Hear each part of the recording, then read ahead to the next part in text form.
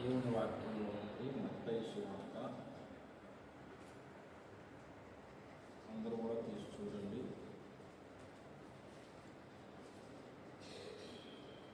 దేవుని వాక్యంలో నుండి మత్తయి సువార్త 5వ అధ్యాయం. మత్తయి సువార్త 5వ అధ్యాయం.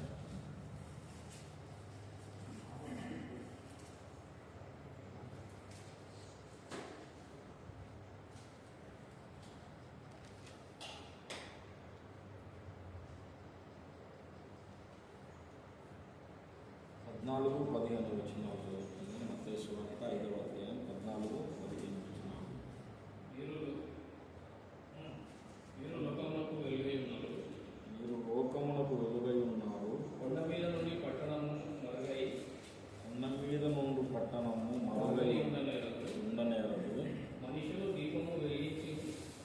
మనుషులు దీపమును వెలిగించి కుంచము క్రింద పెట్టుదురు కానీ కొంచెము కింద పెట్టరు కానీ అది ఇంట నుండి వారికి అందరికీ వెలిగించుటకై దీపకము మీద నే పెట్టుదురు. దేవుడి మాటలు దీవించిన మాట. చిన్న ప్రార్థన చేసుకున్నాం. స్తోత్రం. హల్లెలూయా, హల్లెలూయా, హల్లెలూయా. ప్రేమ కలిగిన తండ్రి, మహాపరిశుద్ధుడా యేసయ్య, స్తోత్రం ప్రభువా. మరొక శుక్రవారం దినాన ఈ విధంగా బైబిల్ స్టడీ విధంగా జరుపుకోవడానికి మీరు మమ్మల్ని సమకూర్చినందుకు నీకు స్తోత్రాలు ప్రభువా యేసయ్య. ఇప్పుడు నీవు దిగివచ్చి మాతో మాట్లాడండి ప్రభువా. నీ దాసుడు కొట్టివాడే తండ్రి, కనికరించి నీ దాసుని సిలువ రక్తంతో కడిగి పరిశుద్ధపరిచి దాసు నోట నీ మాట ఉంచి ప్రభువా, నీవే మాకు కనిపించి మాతో మాట్లాడి మాలో క్షేమాభివృద్ధి కలగజేయమని అయ్యా. నేను మాకందరికీ అయ్యా గ్రహించే శక్తిగా ఇచ్చేయండి తండ్రి. వాక్యం మీద లక్ష్యం ఉంచడానికి మాకు సహాయం చేయండి అయ్యా. డిస్టర్బెన్స్ సృష్టించాలని ప్రయత్నిస్తున్న చీకటి శక్తులన్నింటినీ వేస్తున్నాము, మనం బంధించి వేస్తున్నాం. రక్తమును మా చుట్టూ కంచెగా ప్రతిష్ఠించుకుంటున్నాం ప్రభువా. నీవే దిగివచ్చి మా హృదయాలు వెలిగించి మాతో మాట్లాడమని, మాట్లాడుతున్నప్పుడు మేము వెలుగుతో నింపబడకు సహాయం చేయండి. యేసునామమున ప్రార్థించి స్తుతించి వేడుచున్నాము తండ్రి. ప్రభునందు ప్రియ దేవుని బిడ్డలారా, పోయిన వారం కూడా మనము ఇదే మూలవాక్యం చదువుకున్నాం. కానీ మనం ఈ వాక్యము వివరించలేదు. పోయిన వారం కూడా ఇదే వాక్యం చదువుకున్నాం, కానీ దీన్ని మళ్ళీ మనం టచ్ చేయలేదు. గుర్తుంది ఎవరు పోయిన వారం వచ్చిన వాళ్ళకి ఎవరికైనా? పోయిన వారం మూలవాక్యం ఏం చదువుకున్నామంటే ఇదే చదువుకున్నాము. మూలవాక్యం మర్చిపోయారు అందరూ. ఎందుకు మర్చిపోయారంటే ఇది అసలు మనం టచ్ చేయలేదు. చదువుకున్నాం కానీ దాన్ని మళ్ళీ గుర్తు చేసుకోలేదు. ఆ వాక్యం దగ్గరికి మళ్ళీ రాలేదు మనం. పోయిన వారము ఏం చెప్పుకున్నాం? ఎవరికైనా గుర్తుందా? ఎక్కడికో ఒక ముక్కలో ఎవరైనా చెప్పగలరా? ఏదైనా గుర్తున్న పాయింట్ ఏదో ఒకటి.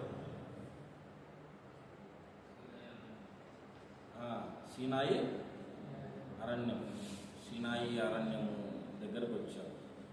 సీనాయి పర్వతం దగ్గరికి మనం కూడా రావాలి అని చెప్పుకున్నాం కదా. సీనాయి పర్వతం దగ్గరికి రావాలంటే ఏమేమి చేయాలని ముందు అనుభవాలు చెప్పుకున్నాం మనం. ఏముందలా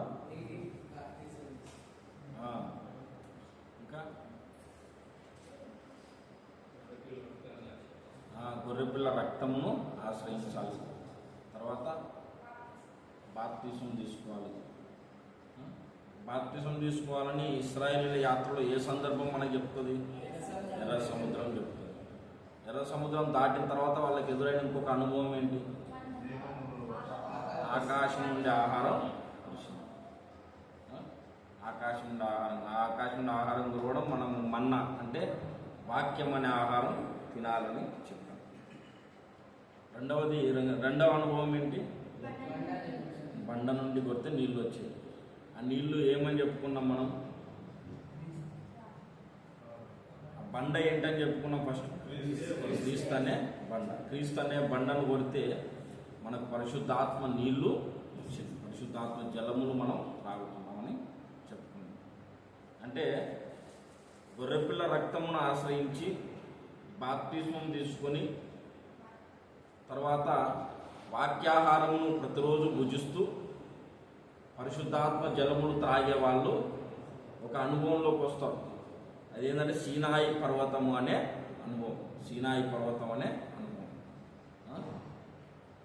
సీనాయి పర్వతం అనే అనుభవం దగ్గరికి మనం రావాలి. అది మన పట్ల దేవుని ప్రణాళిక అని చెప్పాను పోయిన వారం కదా.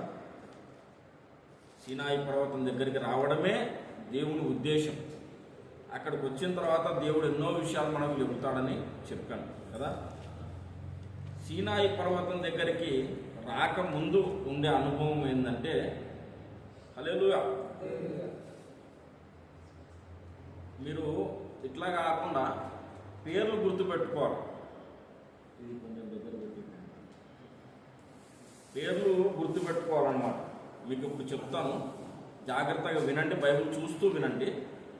మీరు ఆ నిర్గమాకాండంలోనికి రండి.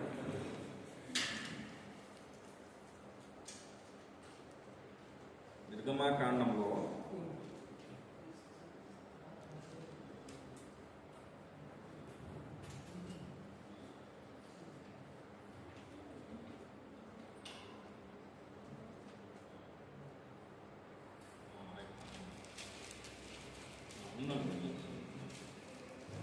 నిర్గమాకాండంలో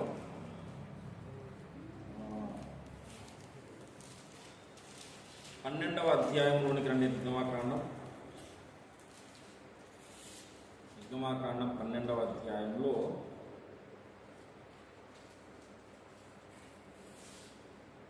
3వ వచనం మనం చదువుకున్నాం పోయిన వారం. గుర్తుంది, అందరూ బాగా గుర్తుపెట్టుకోండి. ఇప్పుడు చెప్పే విషయం మళ్ళీ, మీరు ఇశ్రాయేలీయుల సర్వ సమాజముతో ఈ నెల దశమి నాడు వారు తమ తమ కుటుంబముల లెక్క చొప్పున ఒక్కొక్కడు గొర్రె పిల్లనైనను మేక పిల్లనైనను, అనగా ప్రతి ఇంటికి ఒక గొర్రె పిల్లనైనను ఒక మేక పిల్లనైనను తీసుకునవలను. ఒక మేక పిల్లని కానీ గొర్రె పిల్లని కానీ తీసుకొని దాన్ని 4 రోజులు బాగా మేపి 14వ రోజు దాన్ని బలి ఇవ్వాలి. అందరు నా వైపు చూస్తున్నాను. 14వ రోజు ఏం చేయాలి? దాన్ని బలి. 10వ తారీఖు దాన్ని తీసుకోవాలి, 14వ తారీఖు దాన్ని బలి ఇవ్వాలి.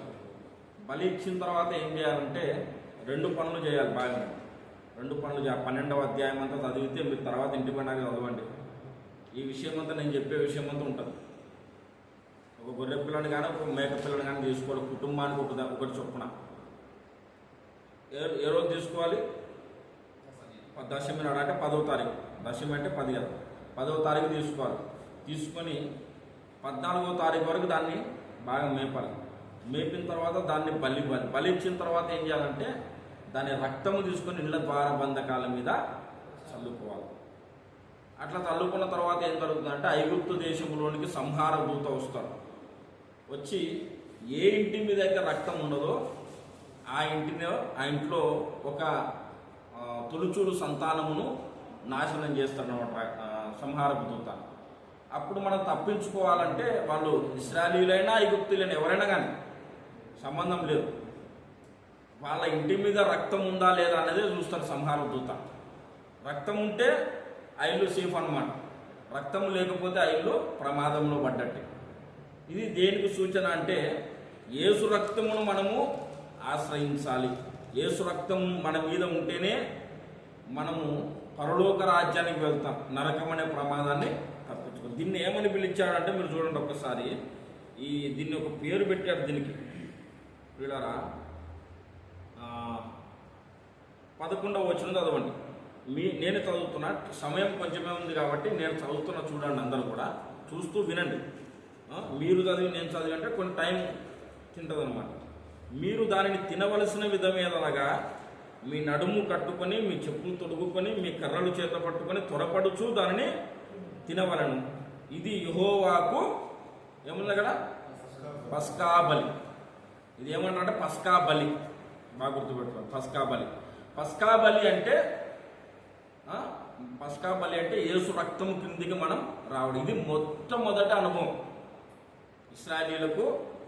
వాళ్ళ రక్షణ యాత్రలో మొట్టమొదటి అనుభవం ఏంటి? పస్కా బలి. ఇది పేరు గుర్తుపెట్టుకోవాలన్నమాట, పేరు కోసం చూపించాను ఇంతవరకు. పస్కా బలి తర్వాత ఏంటంటే, పస్కా బలి తర్వాత వాళ్ళు ముందుకు సాగిపోయారు. తర్వాత ఎర్ర సముద్రం అడ్డొచ్చింది. 14వ అధ్యాయంలోనికి రండి. 14వ అధ్యాయంలో 15వ వచనం, 15-16 వచనాలు చూడండి. అంతలో యెహోవా మోషేతో, నీవేళ నాకు మొరపెట్టుచున్నావు, సాగిపోవుడి అని ఇశ్రాయేలుతో చెప్పుము. నీవు నీ కర్రను ఎత్తి ఆ సముద్రం వైపు చెయ్యి చాపి దాన్ని పాయలుగా చేయుము. అప్పుడు ఇశ్రాయేలీయులు సముద్రము మధ్యలో ఆరిన నేల మీద నడిచిపోవుదురు. ఇది ఏ సందర్భం? ఇది ఎర్ర సముద్రం యొక్క సందర్భం. ఎర్ర సముద్రము వాళ్ళు దాటిపోయారు. ఇది దేనికి సూచన అని చెప్పుకున్నాం మనం? బాప్తిస్మానికి సూచన. బాప్తిస్మానికి సూచనను ఎలా చెప్పుకున్నాం మనం? ఎలా చెప్పుకున్నాం? ఒక వచనం చూపించాను నేను. బాప్తిస్మానికి సూచనను ఒక వచనం చెప్పాను, చూపాను, గుర్తుందా?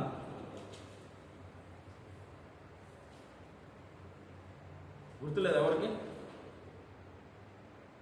కొరింథీయులకు రాసిన మొదటి పత్రిక తీయండి అందరూ.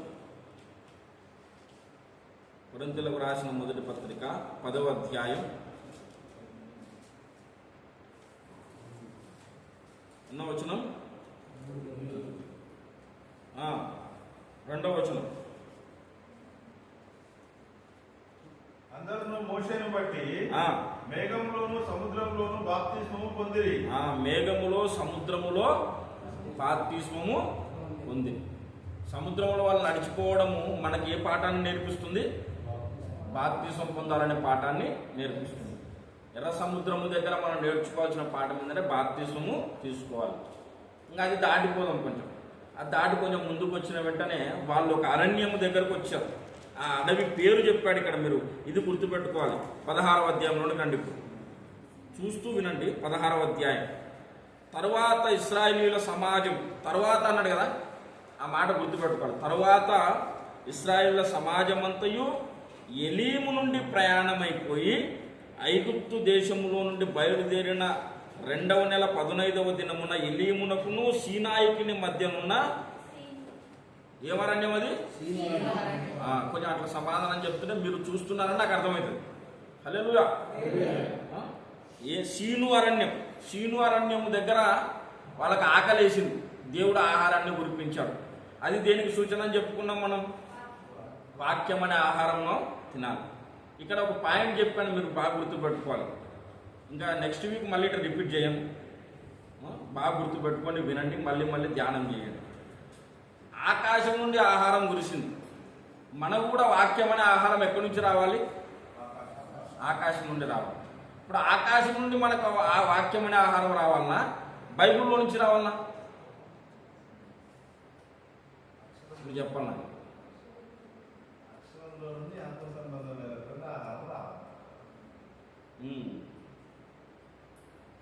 ఇప్పుడు ఆకాశం నుండి వాళ్ళు మన్నా తిన్నారు కదా, మనమేమో ఆ మన్నా తినడం అంటే వాక్యాహారం తినడం అని చెప్పుకున్నాం. వాళ్ళకేమో మన్నా ఎక్కడి నుంచి వచ్చింది? ఆకాశం నుండి వచ్చింది. మనకేమో ఎక్కడి నుంచి రావాలా? బైబిల్లోంచి రావాలా? మరి ఆకాశం నుండి ఎందుకు వచ్చింది అంటే నేను చెప్తున్నా బాగా. ఇదే పాయింట్, ఇట్లా మర్చిపోతారని మళ్ళీ రిపీట్ చేస్తున్నాను. ఇప్పుడు మీరు చెప్పినట్టు మర్చిపోయారనుకోండి, మీరు చెప్పినప్పుడు మాత్రం అన్న బాగా చెప్పాడు, అది చెప్పాడు, ఇది చెప్పాడు పొగిడి తర్వాత మర్చిపోతే నాకు కూడా ఏం ప్రయోజనం ఉండదు. హల్లెలూయా. గుర్తుపెట్టుకోవాలా. ఇంకొక విషయం ఏంటంటే, మీరు ఒకవేళ గుర్తుపెట్టుకోవాలంటే మళ్ళీ మళ్ళీ వినాలి. కాబట్టి మనది రాసుకున్నా గుర్తుంటుంది. మన యూట్యూబ్ ఛానల్ కూడా ఉంది, దాన్ని మీరు సబ్స్క్రైబ్ చేసుకుని దానిలో కూడా వినొచ్చు. మళ్ళీ అప్లోడ్ చేస్తున్నాం మనం అన్ని. హల్లెలూయా. కాబట్టి ఆకాశం నుండి ఆహారం కురిసింది కదా, మనమేమో బైబిల్లోంచి ఆహారం. బైబిల్ ఆకాశం కాదు కదా అన్నది పాయింట్. మనకు కూడా వాక్యాహారం ఎట్లా రావాలంటే, ఇశ్రాయేలీయులకు ఆకాశం నుండి కురిసింది కానీ వాళ్ళ చేతుల్లోకి పడలేదు ఆహారం. భూమి మీద పడింది కదా, బాగునండి, భూమి మీద పడింది.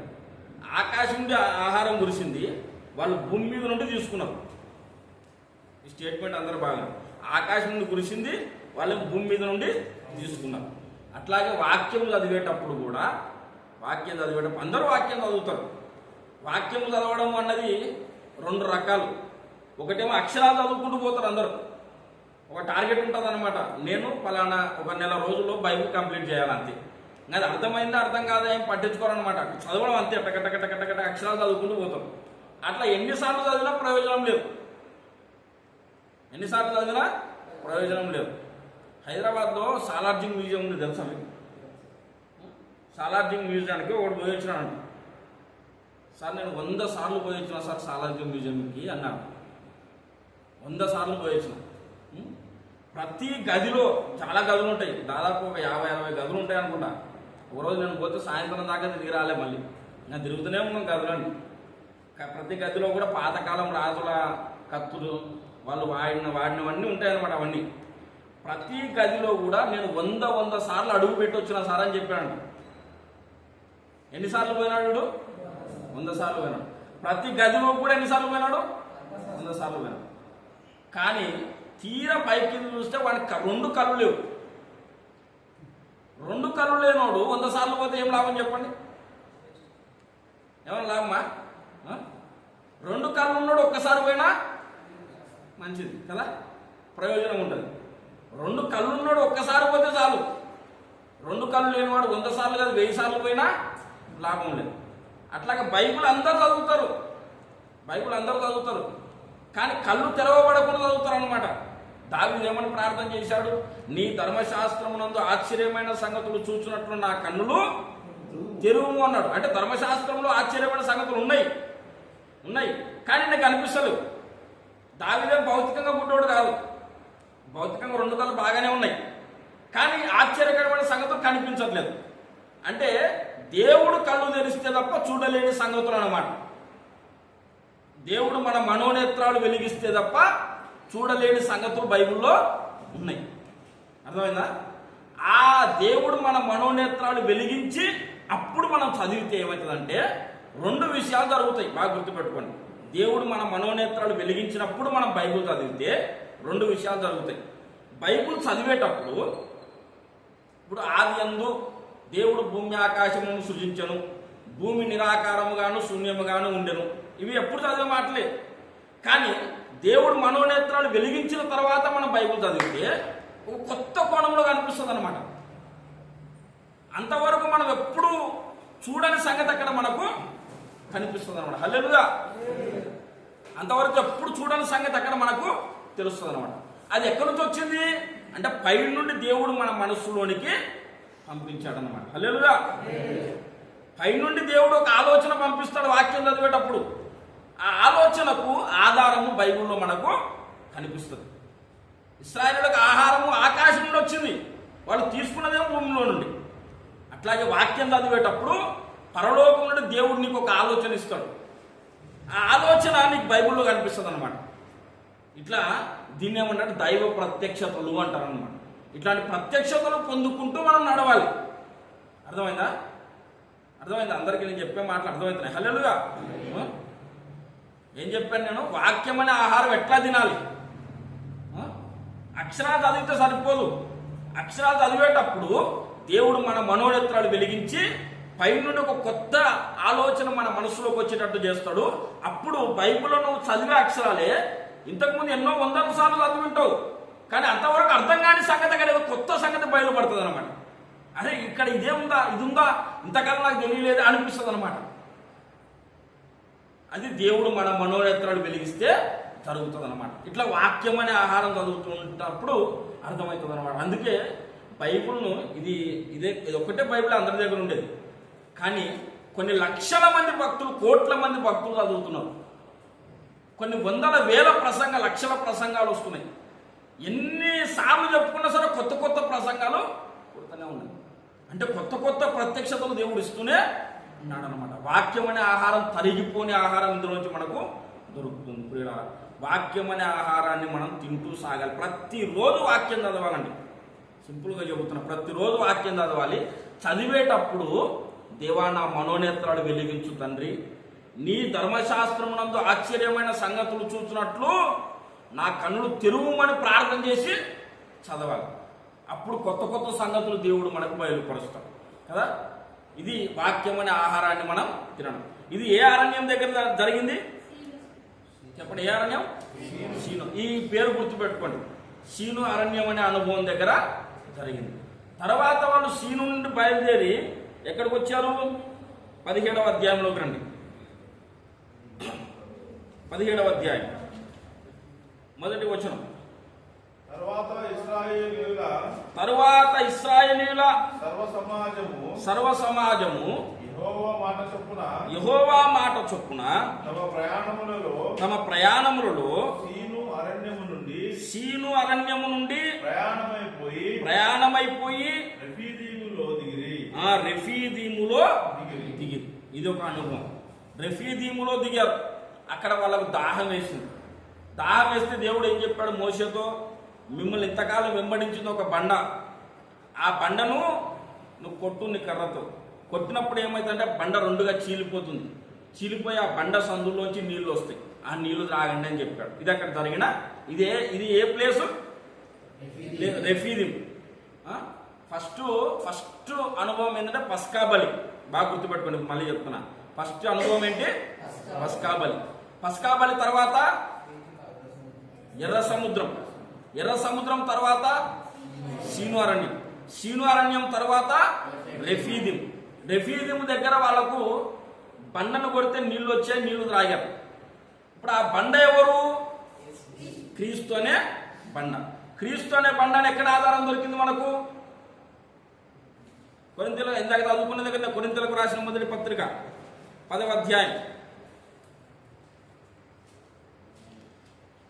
అందరూ మోషేను బట్టి ఎన్నో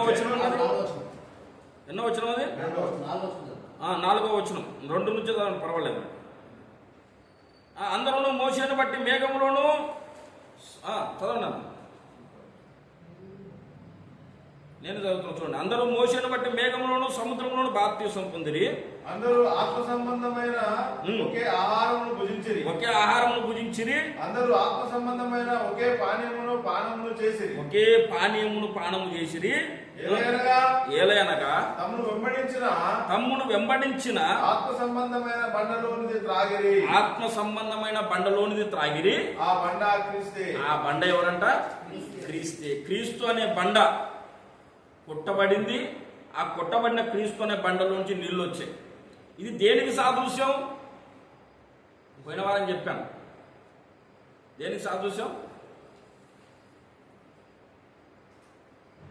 గుర్తులేదు ఎవరికి? క్రీస్తు అనే బండ కొట్టబడడం ద్వారా మనకి ఏమొస్తాయంటే ఆత్మ సంబంధమైన పానము అన్నాడు. చూశారా మీరు? అక్కడికి రండి. మళ్ళీ కొరింథీయులకు రాసిన మొదటి పత్రిక 10వ అధ్యాయంలో ఆత్మ సంబంధమైన పానం 4వ వచనం.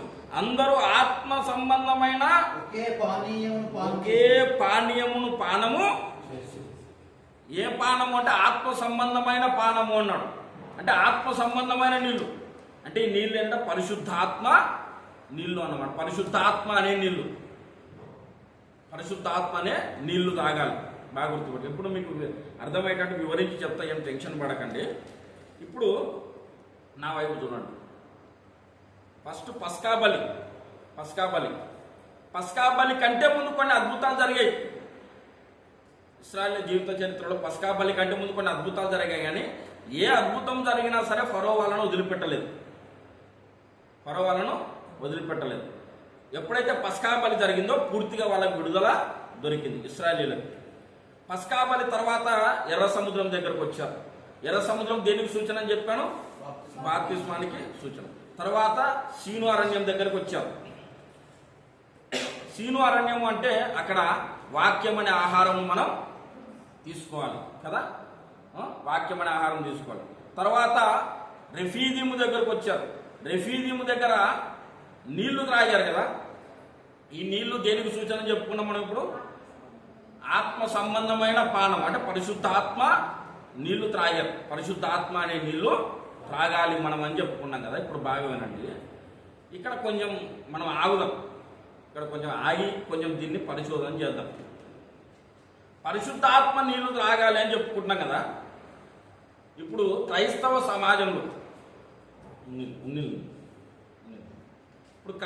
సమాజంలో చాలా చీలికలు ఏర్పడ్డాయి కదా. చాలా డినామినేషన్లు చీలికలు ఏర్పడ్డాయి. మెయిన్గా ఈ చీలికలు ఎందుకు ఏర్పడ్డాయి అంటే చెప్తున్న బాగుంది. 2 విషయాల్లో మెయిన్గా చీలికలు ఏర్పడ్డాయి. ఫస్ట్దేమో బాప్తిస్మం దగ్గర చీలిక ఏర్పడింది. బాప్తిస్మాలు ఎన్ని రకాల బాప్తిస్మాలు ఉన్నాయి సమాజంలో అంటే 3 రకాల బాప్తిస్మాలు ఉన్నాయి. ఒకటేమో నీళ్ళల్లో ముంచి లేపే బాప్తిసం ఇస్తాం, ఇంకా కొన్ని చోట్లలోనేమో చిలకరింపు బాప్తిసం ఉంటుంది, చిలకరింపు బాప్తిసం ఉంటుంది.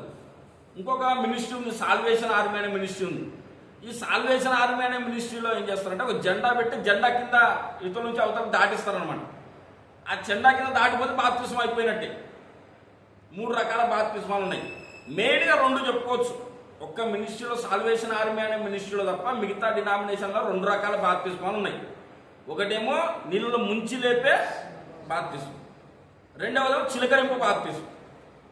ఇప్పుడు మనల్ని అడిగినామనుకోండి, మనం ఏం చెప్తాం? ఏది రైట్ అంటే ఏం చెప్తాం? మనం ముంచుడే రైట్ అంటాం. అదే రోమన్ కథోలిక్ వాళ్ళ దగ్గర పోయి అడిగామనుకోండి, వాళ్ళు ఏం చెప్తారో చిలకరింపే రైట్ అంటారు వాళ్ళు. అంటే ఇట్లా ఎవరిది వాళ్ళు మాది రైట్ అని వాళ్ళు మాది రైట్ అని మనం ఇట్లా ఉందామా? ఇప్పుడు 2 రెండ్ల ఎంత అంటే ఏం చెప్తాం? 4 అంటాం. ఇంకొకటి వచ్చి 16 అన్నాడు అనుకోండి, వానికి దేవుడు అట్లా బయలుపరిచినాడు సార్, మనకి దేవుడు ఇట్లా బయలుపరిచినాడు. 2 అని మనకి బయలుపరిచినాడు, 16 అని వానికి దానికి మనం ఏం చేస్తాం? వాడిని నమ్మేది వాడు నమ్మాలా, మనం నమ్మేది అట్లా అనుకోవచ్చా? చెప్పండి. 4 అంటే 16 తప్పు అవుతుంది. 16 అనేది రైట్ అనుకోండి, 4 అన్నది తప్ప. ఏదో ఒకటే రైట్ అవుతుంది కదా.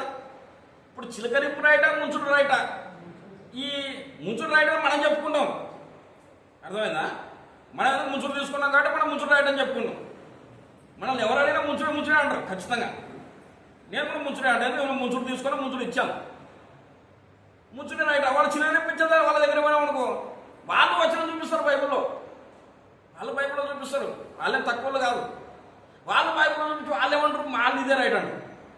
ఇప్పుడు ఏది రైట్ అని ఎట్లా చేయాలి? ఈ సిద్ధాంతం దగ్గర పెద్ద చీలిక ఏర్పడింది అనమాట క్రైస్తవ సమాజంలో, బాప్తిసం దగ్గర. ఇది ఫస్ట్. ఇప్పుడు ఏది రైట్ అని చెప్పడానికి కాదు నేను ఇష్యూ ఎత్తింది, చీలికలు ఎట్లా ఏర్పడ్డాయని చెప్తున్నా, ఇన్ని డినామినేషన్లు ఎట్లా అయినాయని చెప్తున్నా. తర్వాత ఇంకొక పెద్ద చీలిక ఎక్కడ ఏర్పడిందంటే పరిశుద్ధాత్మ దగ్గర. పరిశుద్ధాత్మ దగ్గరకు వచ్చేసరికి మనం ఆలోచన చేద్దాం. పరిశుద్ధాత్మ, అసలు పరిశుద్ధాత్మ అనేది ఒక వ్యక్తిగానే కాదు, అది ఒక శక్తి అని చెప్పేవాళ్ళు కూడా ఉన్నారు. గుర్తుందా మీకు తెలుసా?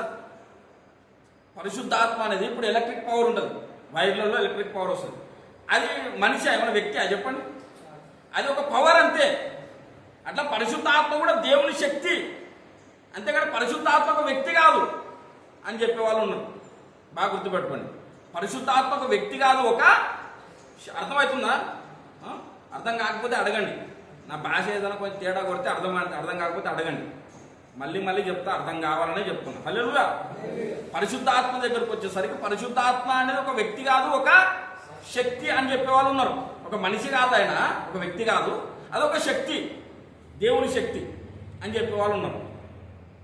పరిశుద్ధాత్మ దగ్గరకు వచ్చేసరికి మా మీదకి పరిశుద్ధాత్మ వచ్చిందని భాషలు మాట్లాడతారు కొంతమంది కదా, భాషలు మాట్లాడతారు, ప్రవచనాలు చెప్తారు, పరిశుద్ధాత్మ శక్తి ద్వారా స్వస్థతలు అద్భుతాలు చేసేవాళ్ళు ఉన్నారు. ఇవన్నీ వరాలు. ఈ వరాలు ఎక్కడ ఉన్నాయంటే మీరు చూడండి ఒకసారి, కొరింథీయులకు రాసిన మొదటి పత్రిక,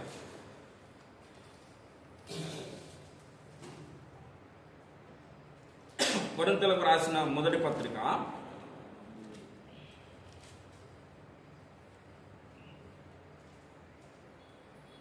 12వ అధ్యాయంలోనికి రండి.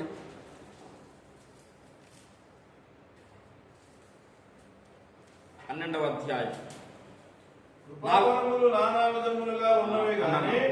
వచనం చెప్పండి, అందరు చూడాలి కదా. 4వ వచనం, 12వ అధ్యాయం 4వ వచనం, అందరు చూడండి. కృపావరములు నానా విధములుగా ఉన్నవి కానీ ఆత్మ ఒక్కడే. చాలు. కృపావరములు నానా విధములుగా ఉన్నవి అన్నాడు కదా. ఏ వరములు ఉన్నవి అంటే 8వ వచనం చూడండి.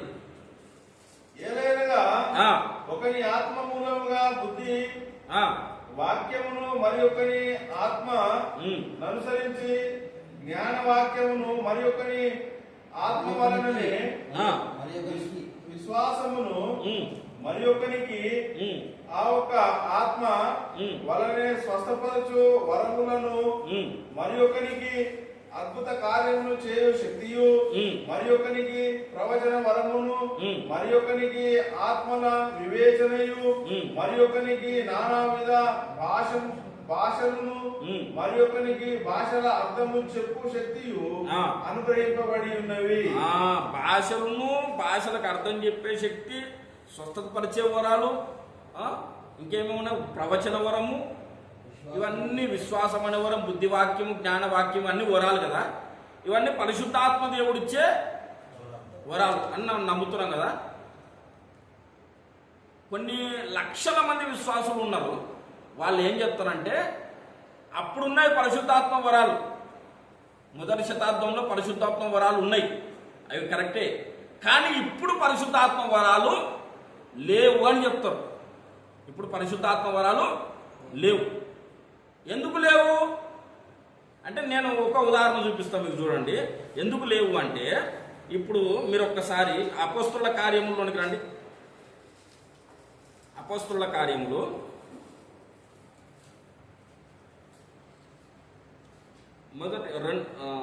మొదటి అధ్యాయంలోనికి రండి. క్షమించండి, రెండవ అధ్యాయం 4వ వచనం.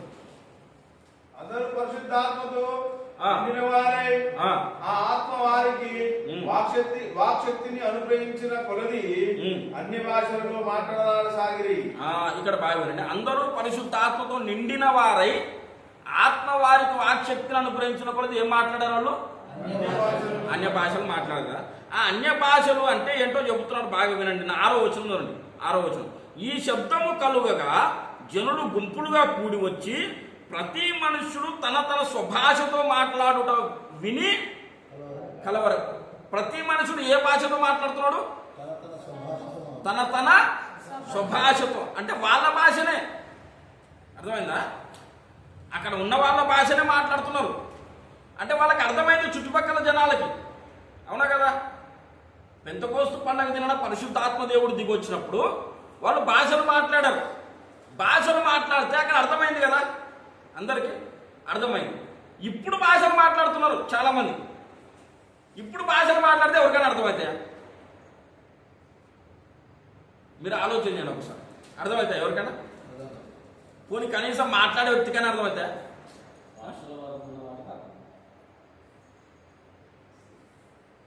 మాట్లాడే వ్యక్తికి అర్థం కావు. అదే ఆ భాషలకు అర్థం చెప్పే వరం ఉండాలి. కరెక్ట్, అయ్యగారు చెప్పింది కరెక్టే. అర్థం చెప్పే వరం ఉండాలి. అర్థం చెప్పే వరం ఎప్పుడన్నా ఎక్కడన్నా కనిపించింది మీకు? కదా, నేను కరెక్ట్ లాజిక్గా మాట్లాడుతున్నాను. వినండి, నేను ఇదేదో సబ్జెక్ట్ ఏదో సిద్ధాంతం ఇష్యూ చేయాలని కాదు చెప్పేది. ఒక మ్యాటర్ దగ్గర మిమ్మల్ని తీసుకురావడానికి ఇట్లా వస్తున్నాను నేను. హల్లెలూయా. సిద్ధాంతాలు చెప్పలేండి. నేను ఇప్పుడు ఒక ఇష్యూ దగ్గర మిమ్మల్ని తీసుకొని రావాలని ఇదంతా నడిపించుకుంటూ వస్తున్నా. బాగా ఇట్లా చెప్తే తప్ప ఏదో ఆసక్తికరమని చెప్తే కొంచెం ఇంట్రెస్ట్ పుడుతుంది అనమాట. లేకపోతే వాక్యం చెప్తే ఈ కాలంలో ఇంట్రెస్ట్ ఇవ్వటం లేరు. ఇప్పుడు భాషలు మాట్లాడతారు చాలామంది. ఇప్పుడు నేను మాట్లాడుతానే తర్వాత సంగతి మళ్ళీ. ఇప్పుడు భాషలు మాట్లాడితే వినే వాళ్ళకి అర్థం కాదు, మాట్లాడే వ్యక్తికి కూడా అర్థం కాదు. ఇప్పుడు వాళ్ళు భాషలు మాట్లాడారు, అప్పుడు వాళ్ళు భాషలు మాట్లాడడం అర్థమైందా లేదా? చుట్టుపక్కల వాళ్ళకి అర్థమైంది. ఇప్పుడు మరి ఆ భాషలు ఎప్పుడు ఉన్నాయంటే నమ్మొచ్చా?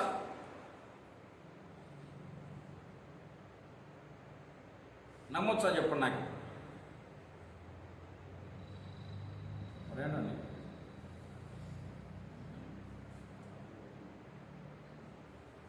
ఆ భాషను ఇప్పుడు పెంతెకోస్తు వాళ్ళు ఏం నమ్ముతారంటే, బాగా ఇవ్వండి, పరిశుద్ధాత్మ పెంతెకోస్తు పండుగ దినానికి దిగి వచ్చింది. పరిశుద్ధాత్మ దిగి వచ్చినప్పుడు ఏం జరిగింది? అన్య భాషలతో మాట్లాడు. బైబిల్లో ఆత్మ లేనివాడు నా వాడు కాదన్నాడు యేసయ్య. ఆత్మ లేనివాడు దేవుని వాడు కాడు. ఇప్పుడు ఆత్మ ఉండడం అంటే అర్థం ఏంటి? పరిశుద్ధాత్మ దిగి వచ్చినప్పుడు ఏం మాట్లాడారు వాళ్ళు? భాషలు మాట్లాడారు. భాషలు మాట్లాడకపోతే ఆత్మ దిగి వస్తే ఖచ్చితంగా ఏం చేయాలి? ఈ వాక్యం ప్రకారంగా భాషలు మాట్లాడాలి. భాషలు మాట్లాడితే ఆత్మ దిగి వచ్చినట్టు. ఆత్మ దిగి వస్తే భాషలు మాట్లాడాలి. ఒకవేళ భాషలు మాట్లాడలేదు అనుకోండి, అప్పుడు ఏమని అర్థం? ఆత్మ దిగి రానట్లు లెక్క. ఆత్మ లేకపోతే ఏమైనట్లు లెక్క? ఆత్మ లేనివాడు దేవుని వాడు. కాబట్టి ఆ భాషలు మాట్లాడిన వాళ్ళందరూ పరలోక రాజ్యం రారు, మాట్లాడని వాళ్ళు అని పెంతెకోస్తు వాళ్ళందరూ నమ్ముతున్నారు. ఇప్పుడు వీళ్ళు పెంతెకొస్తేలకు అపోజిట్గా కొంతమంది ఉన్నారు. వాళ్ళు ఏం చెప్తారంటే భాషలు మాట్లాడమంటే అది కాదు సార్, మీరు సరిగా అర్థం చేసుకోలేదు దాన్ని. అక్కడ వాళ్ళు ఏ భాషలు మాట్లాడారు చుట్టూ ఉన్న వాళ్ళకి అర్థమైనా లేదా? అర్థమైనా కదా. ఇప్పుడు మీరు మాట్లాడుతున్న భాషలు పెంతెకొస్తలు, మీరు మాట్లాడితే ఎవరికైనా అర్థమవుతున్నాయా? కనీసం మీకైనా అర్థమవుతున్నాయి? మాట్లాడటం మీకైనా అర్థమవుతున్నా? మరి మీకు కూడా అర్థం కాని భాషలు, ఎవరికి అర్థం కాని భాషలు మీరు మాట్లాడుతున్నారు. వాళ్ళేమో అర్థమయ్యే భాషలు మాట్లాడారు. మరి అవే భాషలు మీరు ఎట్లా చెప్తారు? మీరు ఎట్లా చెప్తారు? మీరు ఇది పాయింటా కదా చెప్పండి. మీరు పాయింటా కదా? భాషలు మాట్లాడుతున్నామని చెప్పుకుంటారు, మరి వాళ్ళేమో అందరికి అర్థమయ్యే భాషలు మాట్లాడినారు. ఇప్పుడు మాట్లాడేదేమో ఎవరికి అర్థం కావు, అసలు మాట్లాడే వ్యక్తికి కూడా అర్థం కావు. అలేదుగా. ఇక నేను చెప్తాను బాగా. ఇంకొక మాట చూపిస్తాను. కొరింథీయులకు రాసిన మొదటి పత్రికలోనికే రండి. కొరింథీయులకు రాసిన మొదటి పత్రిక 13వ అధ్యాయంలోకి రండి. 13వ అధ్యాయం 8వ వచనం చదవండి. ప్రేమ శాశ్వత కాలముండును, ప్రేమ శాశ్వత కాలముండును, ప్రవచనములైనను నిరర్థకములగును, భాషలైనను నిలిచిపోవును. ఈ మాట అందరూ చూస్తున్నారా? ఏముంది అక్కడ? భాషలైనను నిలిచిపోవునని ఉందా లేదా? ఈ మాట, ఈ రెండు మాటలు పక్క పక్కన పెట్టి చూడండి. అక్కడ వాళ్ళు మాట్లాడిన మాటలేమో అందరికి అర్థమైనాయి భాషలు. ఇప్పుడు మాట్లాడే భాషలు ఎవరికి అర్థం కావట్లేదు. ఆ లెక్క ప్రకారంగా వాళ్ళు మాట్లాడింది వేరు, వీళ్ళు మాట్లాడింది వేరు. వీళ్ళు ఇప్పుడు ఏం చెప్పుకుంటారు? మేము కూడా భాషను మాట్లాడుతున్నామని చెప్పుకుంటున్నారు. బైబిల్లో పరిశుద్ధ ఆత్మదేవుడు పెంతెకొస్తు పండగ దినాన్ని దిగి వచ్చినప్పుడు ఏ భాషలు అయితే వారికి ఇచ్చాడో అదే భాషలు మేము మాట్లాడుతున్నాం వీళ్ళు చెప్పుకుంటారు. అదే భాషలు మాట్లాడుతున్నాం అనుకుంటారు, వాళ్ళ భాషలకి వీళ్ళ భాషలకి డిఫరెన్స్ ఉంది. వాళ్ళమేమో అందరికి అర్థమైనా వీళ్ళకి అర్థం కాలేదు. మీరు అవే భాషలను చెప్పుకుంటారు కానీ అవి కాదు సార్. అవేమో అందరికి అర్థమైనాయి, ఇవి ఎవరికి అర్థం కాలేదు. మీరు మాట్లాడేది అసలు మీకు కూడా అర్థం కావట్లేదు కాబట్టి అవి కాదు. అసలు వాస్తవం ఏంటంటే భాషలు అనేవి నిలిచిపోయినాయి. భాషలు ఏమైనాయి? నిలిచిపోయినాయి. ఇక ఉంది కదా బైబిల్లో వచ్చిన ఏమన్నది ఇక్కడ? భాషలైనను నిలిచిపోవునని ఉందా లేదా? కాబట్టి ఫస్ట్ శతాబ్దం తర్వాతనే భాషలు ఏమైనాయి. మీరే కంగారు పడకండి, నేను కూడా రోజుకి అర్ధగంట చెప్పి భాషలు మాట్లాడతాను. రేపు టెన్షన్ పడకండి. వీడే ఇట్లా తీసుకొస్తున్నాడని మాట్లాడకండి. నేను చెప్తా ఇప్పుడు అంత వివరణ. ఒక రాంగ్ ట్రాక్లోకి మనం తీసుకుపోయేటప్పుడు ఎట్లా తీసుకుపోతాడని చెప్తున్నాను. అర్థమైందా? ఇప్పుడు నేను చెప్పిన దారి అంతటి ప్రకారం ఆలోచన చేస్తే భాషలు అనేవి ఇప్పుడు ఉన్నాయా లేవా? లేవు కదా, లేవన్నట్టే కదా. అప్పుడు మాట్లాడిన భాషలేమో అర్థమైనా, ఇప్పుడేమో అర్థం కావట్లేదు. రెండవది, ఇప్పుడు అప్పుడున్నట్టు లేవని చెప్పడానికి ఒక వచ్చిన ఆధారం కూడా దొరికింది మనకు. ఏమి భాషలైనాను నిలిచిపోనంటే నిలిచిపోయినాయి అని చెప్తారు కదా.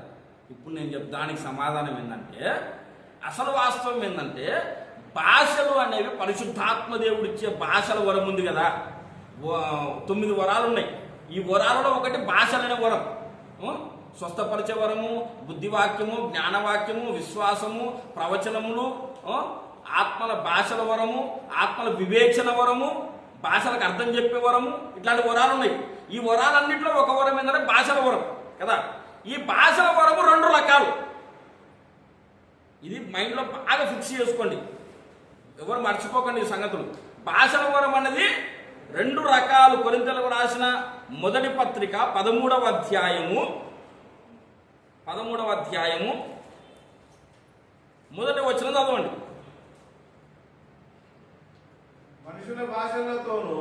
మనుషుల భాషలతోనూ దేవదూతల భాషలతోనూ నేను మాట్లాడినను ప్రేమ లేని వాడనైతే మ్రోగెడు కంచును గణగణలాడు తాళమునై ఉందును. ప్రేమ లేని వాడనైతే మ్రోగెడి కంచును గణగణలాడు తాళమునై ఉందును అన్నాడు కదా. ఇక్కడ 2 విషయాలు చెప్పాడు. ఒకటి, మనుష్యుల భాషలతో మాట్లాడినను ఏమన్నాడు? పోయిట్లా సమాధానం ఇస్తున్నాను నాకు. మనుష్యుల భాషలతో మాట్లాడినను, దేవదూతల భాషలతో మాట్లాడినను, ప్రేమ లేని వాడనైతే నేను కంచున అనేది చెప్పాడు విషయం. మొత్తానికి ఇక్కడ భాషలు అనేవి 2 రకాలు. 2 రకాలు బాగా గుర్తుపెట్టుకో. 2 రకాల భాషలు ఉన్నాయి. ఒకటి మనుష్యుల భాషలు ఉన్నవి, రెండవది దేవదూతల భాషలు ఉన్నాయి.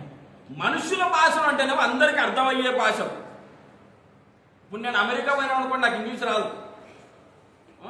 జపాన్ పోతే జాపనీస్ రాదు నాకు. అంతెందుకు పక్కన కర్ణాటక పోయినా కన్నడ రాదు నాకు. కానీ పరిశుద్ధాత్మ దేవుడు దిగొచ్చినప్పుడు ఏం జరుగుతుందంటే కర్ణాటక పోయినా కన్నడలో చెప్తా వాక్యం, జపాన్ పోయి జాపనీస్లో చెప్తా వాక్యం, ఇంగ్లీష్లో చెప్తా వాక్యం. ఇది పరిశుద్ధాత్మ దేవుడు ఇచ్చే భాషల వరముడు ఒక భాగం. పెంతెకోస్తు పండగ దినాన పరిశుద్ధాత్మ దేవుడు దిగొచ్చినప్పుడు ఈ భాగం నెరవేరింది అనమాట. బాగా గుర్తుపెట్టుకోండి, అర్థమైందా? మనుష్యుల భాషలు ఆటోమేటిక్గా వచ్చేసినాయి అనమాట, ఆటోమేటిక్గా వచ్చేసినాయి అనమాట. రెండవది ఏముంది? దేవదూతల భాషలతో మాట్లాడినాడు కదా. ఈ దేవదూతల భాష సంగతి చూద్దాం ఒకసారి. 14వ అధ్యాయంలోకి రండి. కొరింథీయులకు రాసిన మొదటి పత్రిక 14వ అధ్యాయం, 14వ అధ్యాయము 2వ వచనం. ఎందుకనగా భాషలతో మాట్లాడువాడు మనుషులతో కాదు దేవునితో మాట్లాడుచున్నాడు. మనుషుడెవడును ఇక్కడ గుర్తుపెట్టు. హల్లెలూయా. దేవునితో మాట్లాడుచున్నాడు అన్నాడా? కింద ఏమన్నాడు? వెంటనే మనుష్యుడెవడు గ్రహింపడు గాని. ఈ స్టేట్మెంట్ అందరికి వినండి. హల్లెలూయా, చూస్తూ వినండి. మనుష్యుడెవడు గ్రహింపడు గాని వాడు ఆత్మ వలన మర్మములను పలుకుచున్నాడు. ఈ మాట వినండి అందరూ. మనుష్యుడెవడు ఏమన్నాడు? గ్రహిస్తాడా గ్రహించడా? గ్రహించడం అంటే అర్థమైతే నాకు అర్థం కావనా? అర్థం కావాలి కదా. ఇప్పుడు అక్కడ పెంతెకోస్తు పండగ దినాన భాషలు మాట్లాడినారు కదా, అవి అర్థమైనా అర్థం కాలేదా? ఎప్పుడు చెప్పినా నాకు ఈ ఒక హేమంత్ రాసి వినిపిస్తుంది. మీరు కూడా మాట్లాడండి, నేనే కొంచెం నోరు తెరిచి మాట్లాడండి. హల్లెలూయా. పెంతెకోస్తు పండగ దినాన భాషలు మాట్లాడినారు. ఆ భాషలు మాట్లాడినప్పుడు అర్థమైనా అర్థం కాలేదా? అర్థమైనాయి కదా. ఇప్పుడు ఇక్కడ ఏం చెప్తున్నాడు? మనుషుడెవడు గ్రహించలేడు అంటున్నాడు. అంటే అర్థం కావని కదా. మన అప్పుడు అర్థమైనాయి కదా. అంటే అవి దేవుడు ఇచ్చిన భాషలు కదా. అన్య భాషలు అవి కరెక్టా కాదా? మరి వాళ్ళకి అక్కడ అర్థమైంది కదా. తెలియని భాష అంటే మళ్ళీ అర్థమైనప్పుడు తెలిసిన భాషనే కదా. అంటే 2 రకాల భాషలు ఉన్నాయన్నమాట. హల్లెలూయా. మనుష్యుల భాషలు ఉన్నాయి, మనుష్యులకు అర్థం కాని భాషలు ఉన్నాయి. ఈ అర్థం కాని భాషలు దేవుడితో మాట్లాడతారన్నమాట. అక్కడ చెప్పాడు కదా. మళ్ళీ చూడండి 2వ వచనం చూడండి. 14:2 కొరింథీయులకు రాసిన మొదటి పత్రిక 14:2. ఎందుకనగా భాషతో మాట్లాడువాడు మనుష్యులతో కాదు దేవునితో మాట్లాడుచున్నాడు. ఇప్పుడు అపోస్తల కార్యములోని రండి ఒకసారి. అపోస్తల కార్యం 2వ అధ్యాయం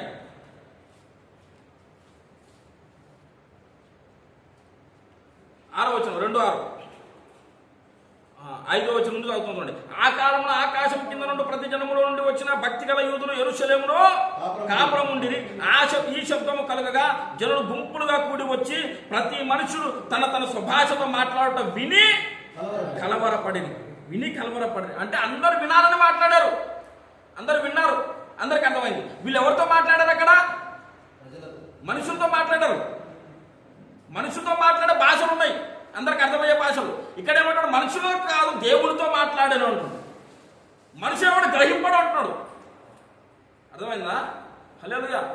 మనుషులెవడు గ్రహింపడు అనే భాషలు ఉన్నవి, మనుషులు గ్రహించే భాషలు కూడా ఉన్నవి. మనుషులతో మాట్లాడే భాషలు ఉన్నవి, దేవునితో మాట్లాడే భాషలు ఉన్నవి. ఇది ఫస్ట్ గుర్తుపెట్టుకోవాలి. అన్య భాషలనే వరములో 2 రకాలు అన్నమాట. అన్య భాషలనే వరమే 2 భాగాలు. ఇప్పుడు మరి ఆ లెక్కన భాషల వరం అనేది ఇప్పుడు పనిచేస్తే అవి కూడా మాట్లాడాలి కదా. పాయింట్ కదా, అవి కూడా మాట్లాడాలి కదా. ఎక్కడో చోట కనీసం మనుషుల భాష మాట్లాడాలి వద్దా? మాట్లాడాలి కదా. ఎప్పుడు ఈ అర్థం కాని భాషలే మాట్లాడతారు వీళ్ళు. అవేమంటే దేవుడు వచ్చినట్టు దేవుని భాషలు అంటారు. అప్పుడేమో అర్థమయ్యే భాషలు మాట్లాడినారు. నిజంగా భాషల్లో 2 రకాలు అసలు అవి కూడా ఒకరొకరు మాట్లాడాలి కదా. అంటే అవి కూడా మాట్లాడే వాళ్ళు ఉన్నారు. ఏమీ తెలియకపోయినా సరే ఇంగ్లీష్లో వాక్యం చెప్పిన భక్తులు ఉన్నారు. కానీ ఎక్కువ శాతం లేరు. ఎందుకు ఎక్కువ శాతం లేరు అన్నది ప్రశ్న. ఇక్కడే ఇంకొక ప్రశ్న వస్తుంది. బాగా ఈ వరాలలోనే ఇంకొక వరం స్వస్థపరిచే వరం. బాగండి, చాలా జాగ్రత్త ఉంది. స్వస్థపరిచే వరం ఉంది కదా, ఈ స్వస్థపరిచే వరం అన్న దాని దగ్గరకు వచ్చేసరికి పెద్ద రాద్ధాంతమైంది మొత్తం క్రైస్తవ సమాజంలో. అదొక క్లారిటీ ఇస్తా ఈరోజు. బాగండి, పెద్ద రాద్ధాంతం జరుగుతుంది కదా స్వస్థపరిచే వరం అసలు ఉందా లేదా, ఇప్పుడు పనిచేస్తుందా లేదా అని. ఇప్పుడు ఆదిమ శతాబ్దంలో స్వస్థపరిచే వరం కలిగిన భక్తులు ఉన్నారా? అప్పుడు బైబిల్లో ఉన్నారు కదా. ఉన్న పేతురు కానీ, యోహాను కానీ, యాకోబు కానీ, పౌలు కానీ, వీళ్ళందరికీ స్వస్థపరిచే వరాలు ఉన్నాయి. కొరింథీ సంఘంలో కూడా స్వస్థపరిచే వరం ఉంది. ఇట్లా స్వస్థపరిచే వరం కలిగిన దైవజనుల దగ్గరికి వచ్చి అప్పుడు చాలామంది రోగులు వచ్చారు. ఏ రోగి అయినా సరే బాగా కాకుండా స్వస్థత పొందకుండా వెళ్ళిన సందర్భం ఒకటైనా ఉందా? అక్కడ ఉందా? పోనీ వెతికి ఏదో ఒకటి సృష్టించి కానీ కల్పించి ఏదో ఒకటి చెప్పొచ్చేమో, ఏదో ఒకటి. కానీ ఎక్కువ శాతం 99% ఏమనే స్వస్థత వచ్చిందా? గుడ్డి వాళ్ళని తీసుకొచ్చారు, మూగ వాళ్ళని తీసుకొచ్చారు, పక్షవాయువు గల వాళ్ళని తీసుకొచ్చారు, దయ్యం పట్టిన వాళ్ళని తీసుకొచ్చారు. ఎవరిని తెచ్చినా సరే 100% అక్కడ స్వస్థత వరం అనేది పనిచేసింది. అద్భుతాలు జరిగాయి, స్వస్థతలు జరిగాయి. ఇప్పుడు స్వస్థపరిచే వరాలు ఉన్నాయి, ఇప్పుడు ఉన్నాయి. కానీ దానికి రివర్స్ జరుగుతుంది. ఇప్పుడు 100 మందిని రోగులు తీసుకొస్తే ఒక్కరికి బాగా అవుతుంది. అవునా కదా? ఒక్కరికి బాగా అవుతుంది, మిగతా 99 మందికి బాగా కావట్లేదు. ఈ ఒక్కరినే మనం టీవీలో చూపిస్తున్నాం. అర్థమైందా? ఈ ఒక్కరిని నిలవబెట్టి ఏం చూపిస్తున్నాం? స్వస్థత జరిగిందని చెప్తున్నాం. ఇప్పుడు అందరికి ఇప్పుడు చూసే జనాలకు ఏమైనా వరాలు లేవనే వాళ్ళకి ఏమైపోతుంది అంటే, ఇది సార్ సంగతి, ఇంకా 99 మందికి ఎందుకు జరగలేదు? అప్పుడేమో అందరికి జరిగినాయి, అది అసలైన వరం. ఇది డూప్లికేట్ కాబట్టి ఏదో జరగకపోయినా జరిగిందని ఏదో ఒకరు చూపిస్తున్నారు. ఇంకా 99% జరగలేదు అని చెప్తున్నారు కదా. మరి దీనికి ఏం చెప్తాం మనం?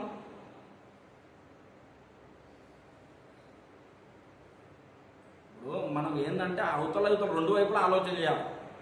అవతల వాళ్ళేం సామాన్యులు కాదు, మనం అనుకున్నంత ఈజీగా లేరు అవతల. వాళ్ళు ఇట్లా మాట్లాడితే మనం ఏం చెప్తాం దానికి సమాధానం? ఏం చెప్తాం అంటే, నేను చెప్తున్న క్లారిటీగా వినండి. నేను ఇది ఎట్లా వచ్చాను ఈ రూట్లోకి మళ్ళీ మర్చిపోకండి. నేను ఎట్లా వచ్చానంటే, భాషలు అనేవి 2 రకాలైనప్పుడు మనుషులతో భాషలు అప్పుడు మాట్లాడినారు, కానీ ఇప్పుడు ఎవరు ఎందుకు మాట్లాడతలేరు అంటే ఎక్కడో చోట మాట్లాడుతున్నారు అంటాం. ఎక్కడో చోట మాట్లాడేది అందరూ దేవుడితో భాషలు మాట్లాడుతున్నారు కదా. మరి ఎక్కడో చోట ఎక్కువ శాతం మాట్లాడలేదు అనే మనుషుల భాషలు కూడా అంటే మాట్లాడట్లేదు. స్వస్థపరిచే వరం దగ్గరకు వస్తే 99% స్వస్థత జరగట్లేదు, ఎవరికొకరు జరుగుతున్నాయి. మనం ఏం చెప్తాం? విశ్వాసము అని చెప్తాం, దేవుని చిత్తం అని చెప్తాం. మంచిదే, అది కరెక్టే, అది తప్పేం కాదు. దేవుని చిత్తము, విశ్వాసం రైట్. కానీ ఇక్కడ ఒక కిటుకు చెప్తున్నా, బాగా వినండి. ఒక కిటుకు ఏంటంటే, ఎవ్వరికి అర్థం కాని సంగతి ఏంటంటే, పరిశుద్ధాత్మ వరాలు కదా ఇవి. ఏం వరాలు ఇవి? పరిశుద్ధాత్మ వరాలు కదా. పరిశుద్ధాత్మ వరాలు అనే సంగతి దగ్గర మీరు యోవేలు గ్రంథంలో ఒక ప్రవచనం ఉంది.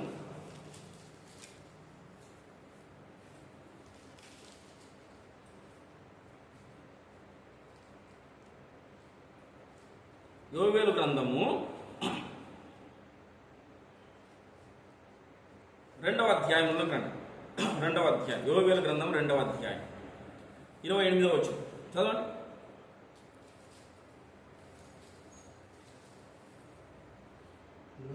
తరువాత నేను సర్వజనముల 28 అందరూ కుమ్మరించును. అందరూ చూస్తున్నారా? యోవేలు గ్రంథము 2:28, పేజ్ నెంబర్ 754, 52 అదల్లా 54 కదా, 54, 754 చూసారా అందరూ? ఇది బైబుల్ స్టడీ కాబట్టి కొంచెం ఇంట్రెస్ట్గా వినాలని నేను అర్థం. అన్న చదవండి అన్న. తర్వాత నేను సర్వజనుల మీద నా ఆత్మను కుమ్మరింతును, మీ కుమారులను మీ కుమార్తెలను ప్రవచనములను చెప్పుదురు, మీ ముసలివారు కలలు కందురు, మీ యవ్వనస్తులు దర్శనములు చూతురు. ఆ దినములలో నేను పనివారి మీదను పనికత్తెల మీదను నా ఆత్మను కుమ్మరింతును. ఈ స్టేట్మెంట్ అందరూ చూశారు, విన్నారు కదా, బాగా గుర్తుపడి. ఒక ప్రవచనం ఇక్కడ యోవేలు ప్రవక్త ద్వారా దేవుడు ప్రవచిస్తున్నాడు. ఇది ఎప్పుడు ఇది క్రీస్తు పూర్వం కదా. క్రీస్తు పూర్వం దేవుడు ఒక ప్రవచనం ప్రవచింపజేశాడు. నా వైపు అందరూ హల్లెలూయా. ఇది ఎప్పుడు? క్రీస్తు పూర్వం కదా. ఇప్పుడు ఈ ప్రవచనం ఒక చోట నెరవేరింది అంటాడు భక్తుడు. అపోస్తల కార్యములో దగ్గరండి, అపోస్తల కార్యములు 2వ అధ్యాయము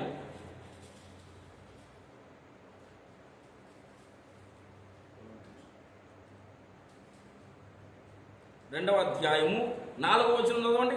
నేను చదువుతున్నా చూడండి, సమయం కొంచెం మిగిలిపోతుంది అనమాట. అందుకు మీరు చూడండి. అందరూ పరిశుద్ధాత్మలో నిండిన వారై ఆత్మ వారికి వాక్యం అనుగ్రహించిన కొలది అన్య భాషలతో మాట్లాడసాగిరి. ఇది మనం చూసినాం కదా. ఇదే అధ్యాయంలో ఆ సందర్భంలోనే ఒక మాట అంటున్నాడు భక్తుడు, పేతురు భక్తుడు. 16వ వచనం చూడండి. యోవేలు ప్రవక్త ద్వారా చెప్పబడిన సంగతి ఇదే. ఏది? ఇప్పుడు పరిశుద్ధాత్మ దేవుడిది వచ్చే భాషలు మాట్లాడుతున్నారు కదా, అప్పుడు చెప్పాడు కదా యోవేలు ప్రవక్త. ఏమని చెప్పాడు? అంత్య దినములలో సర్వజనుల మీద నా ఆత్మను, ఆ ప్రవచనమే నెరవేరుతుంది అని చెప్తున్నాడు ఇక్కడ పేతురు భక్తుడు. పెంతెకోస్తు పండగ దినాన పరిశుద్ధాత్మ దేవుడు మేడగదిలోనికి దిగి వచ్చినప్పుడు అందరూ వచ్చి అడిగారు, ఏమయ్యా మీరు తాగొచ్చారా, ఏమో తిక్కిగా మాట్లాడుతున్నారు అంటే, సార్ ఇంకా తెల్లవారలేదు సార్, కళ్ళు కాంపౌండ్లు ఇంకా ఓపెన్ చేయలేదు. అదే అక్కడ అదే మాట ఉంటుంది, కళ్ళు కాంపౌండ్లు ఇంకా ఓపెన్ చేయలేదు, మేము తాగి రాలేదు. ఇక్కడ జరుగుతున్న సిచ్యువేషన్ ఏంటంటే, అప్పుడు యోవేలు ప్రవచించాడు కదా. ఎప్పుడు? ఇందాక మనం చదువుకున్న దగ్గర యోవేలు గ్రంథంలో. మీకు అర్థమవుతుందని డౌట్, అందుకే నేను తడబడుతున్నాను. హల్లెలూయా. అప్పుడు ప్రవచించాడు కదా, ఆ ప్రవచనం ఇప్పుడు నెరవేరుతుందని చెప్తున్నాడు ఇక్కడ పేతురు భక్తులు. చదవండి.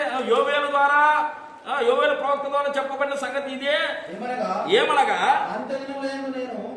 మనుషులందరి మీద ఆత్మను కుమ్మరించెదను, మీ కుమారులు మీ కుమార్తెలను ప్రవచించెదరు, మీ యవ్వనులకు దర్శనము కలుగును, మీ వృద్ధులు కలుగుతారు. ఆ దినములో నా దాసుల మీదను నా దాసుల మీదను నా ఆత్మను కుమ్మరించెదను కనుక వారు ప్రవచించెదరు. చాలు. ఇక్కడ 17వ వచనం ప్రారంభంలో ఏమన్నాడు? అంత్య దినముల యందు నేను మనుషులందరి మీద నా ఆత్మను. అక్కడేమన్నాడు? తరువాత నేను సర్వజనుల మీద నా ఆత్మను కుమ్మరించాను అక్కడ కదా. అక్కడ కానీ ఇక్కడ కానీ ఒక మాట వాడాడు, సర్వజనుల మీద అన్నాడు. అక్కడ ఇక్కడే మనుషులందరి మీద అన్నాడు. పెంతెకోస్తు పండగ దినాన మేడగదిలోనికి పరిశుద్ధాత్మ దేవుడు దిగి వచ్చినప్పుడు మనుషులందరి మీద ఆత్మ కుమ్మరించబడిందా? ఇది నా ప్రశ్న. కుమ్మరించబడిందా? ఇట్లా లాజికల్గా ఆలోచన చేయాలన్నమాట. బైబిల్ని ఎట్లా చదవాలి తెలుసా? శత్రువు చదివినట్టు చదవాలి. అరే ఇది రైట్ కాదు కదా, ఆ వచనం ప్రకారం ఇది ఎట్లా రైట్, ఇట్లా చదవాలి. అప్పుడు కొత్త కొత్త విషయాలు మనకు అర్థమవుతాయి అన్నమాట. పట్టి చదవాలన్నమాట. హల్లెలూయా. మీకు ఒక విషయం చెప్పనా, ఇంకా మీకు అర్థం కావడానికి. నేను ఇప్పుడు ఈ విషయం చెప్పేటప్పుడు ఇంతకుముందు చెప్పిన సంగతి మర్చిపోకూడదు. అది నా పాయింట్. ఆది కాండంలో సృష్టి క్రమం ఉంది కదా. దేవుడు వెలుగు కమ్మని పలకగా వెలుగు కలిగను, వెలుగు మంచిదైనట్టు దేవుడు చూచెను, అస్తమయమును ఉదయమును కలగా ఒక దినము. తర్వాత దేవుడు పై జలములను కింది జలమును వేరుపరచెను, పై జలములకు ఆకాశమునియు కింది జలములకు భూమి అని పేరు పెట్టాడు. అస్తమయమును ఉదయమును కలగా 2వ దినం. తర్వాత విత్తనమును చెట్లను మొలిపించాడు, అస్తమయమును ఉదయం కలగా 3వ దినం.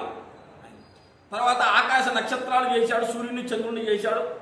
అప్పుడు అస్తమయం ఉదయం కలగా 4వ దినం అయింది కదా. ఇప్పుడు సూర్యుని ఎప్పుడు చేశాడు దేవుడు? 4వ దినం. అంతకుముందు అస్తమయం ఉదయం కలిగిందా లేదా?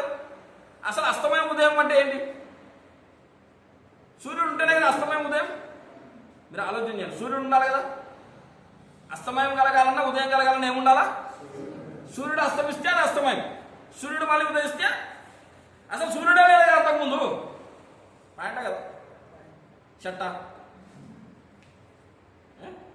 సూర్యుడే లేకముందు అస్తమయం ఉదయం ఎట్లా కలిగింది? అవునా కదా. సూర్యుడు 4వ రోజును సృష్టిస్తే అస్తమయమును ఉదయమును కలిగి ఒక దినం ఆయన ఎట్లా అన్నాడు? ఏం అస్తమించింది, ఏం ఉదయించింది? అర్థమైందా? అంటే ఇట్లా విమర్శకులు చదివినట్టు చదవాలి బైబిల్ని. అప్పుడు ఎన్నో కొత్త కొత్త సంగతులు బయటకు వస్తాయి. అంటే బైబిల్ నిజంగా యథార్థంగా దేవుడు మన కళ్ళు తెరిపించి మనం చదివితే కనుక అన్ని తప్పేమో, అసలు బైబిలే తప్పేమో అన్నట్టుగా అనిపిస్తుంది. అసలు బైబిల్ కరెక్ట్ కాదు, ఎవరు పిక్చర్లు రాసి బుక్ ఇది అనిపిస్తుంది మనకి. అర్థమైందా? కానీ దానికి అందరికీ సమాధానాలు ఉన్నాయి. అట్లాగా ఇప్పుడు నేనేం చెప్తున్నా అంటే, అంత్యదినంలో మనుషులందరి మీద ఆత్మను కుమ్మరిస్తానని యోవేలు ప్రవచన గ్రంథంలో చెప్పాడు. ఇక్కడేమో పేతురు భక్తుడు పెంతెకొస్తు పండుగ నాడు మేడగదిలోనికి పరిశుద్ధాత్మ దేవుడు దిగి వస్తే పేతురు ఏం చెప్తున్నాడు? ఆ ప్రవచనం ఎక్కడ నెరవేరిందని చెప్తున్నాడు. ఆ ప్రవచనం ఎక్కడ నెరవేరితే అంత్యదినంలో మనుషులందరి మీద కుమ్మరించబడాలి కదా. మనుషులందరిలో కుమ్మరించబడిందా? మేడగదిలో మాత్రం అక్కడ 120 మంది ఉంటే వాళ్ళ మీద మాత్రమే మరి మనుషులందరూ కుమ్మరించబడతాన్న మాట నెరవేరింది అన్నాడు. ఇక్కడ ఎట్లా నెరవేరినట్టు? మీరు బాగా అర్థం చేసుకోండి. ఎట్లా నెరవేరినట్టు? ఇక్కడ ఒక సూత్రం చెప్తున్న బాగా. ఇక్కడ ఏంటంటే, ఒక ప్రవచనము దేవుడు ప్రవచింపజేసిన తర్వాత దానిని ఒకే ప్రవచనాన్ని ఒకేసారి కంప్లీట్గా నెరవేర్చాలని రూల్ ఏం లేదు. ఒక ప్రవచనం దేవుడు ప్రవచింపజేసి ఒకే ప్రవచనాన్ని ఒకేసారి కంప్లీట్గా నెరవేర్చాలని రూలు లేదు. దీనికి ఇంకొక ఉదాహరణ ఉంది, కానీ ఆ ఉదాహరణలోకి పోతే మొత్తం సబ్జెక్టు మర్చిపోతారని ఇప్పుడు నేను చెప్పట్లేదు. బాగా గుర్తుపెట్టుకోండి.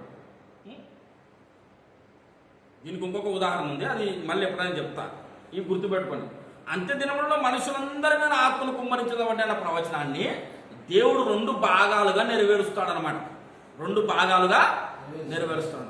మొదటి భాగమేమో పెంతెకొస్తు పండుగ దినాన నెరవేర్చబడింది. రెండవ భాగమేమో యేసయ్య రాకడకు ముందు నెరవేర్చబడుతుంది. దీన్నే జకర్యా గ్రంథంలో ఏమన్నాడంటే కడవరి వర్షము అంటాడు.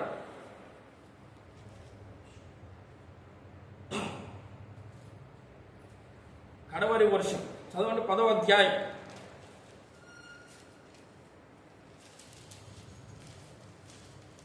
జకర్యా గ్రంథము 10వ అధ్యాయము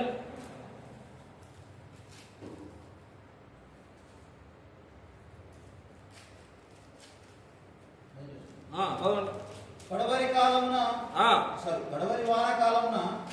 వానకాలమున 781 పేజీ నంబర్.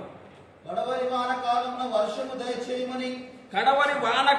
వర్షము దయచేయమని యెహోవాను వేడుకొనుడి. యెహోవాను ఏం చేయాలంట? వేడుకొనుడి. యెహోవాను వేడుకొనుడి. ఏం కాలమున వర్షం దయచేయాలండి? కడవరి కాలమున వర్షము దయచేయాలి కదా. ఇప్పుడు హోషేయ గ్రంథములోనికి రండి. 747 పేజీ నంబర్ 747. కొంచెం ఎదుగుదామండి మనం, కొంచెం ఇదే ఎదగడం అంటే. హల్లెలూయా. హోషేయ గ్రంథం 6వ అధ్యాయం 747 పేజీ నంబర్ 6వ అధ్యాయం 3వ వచనం చదవండి.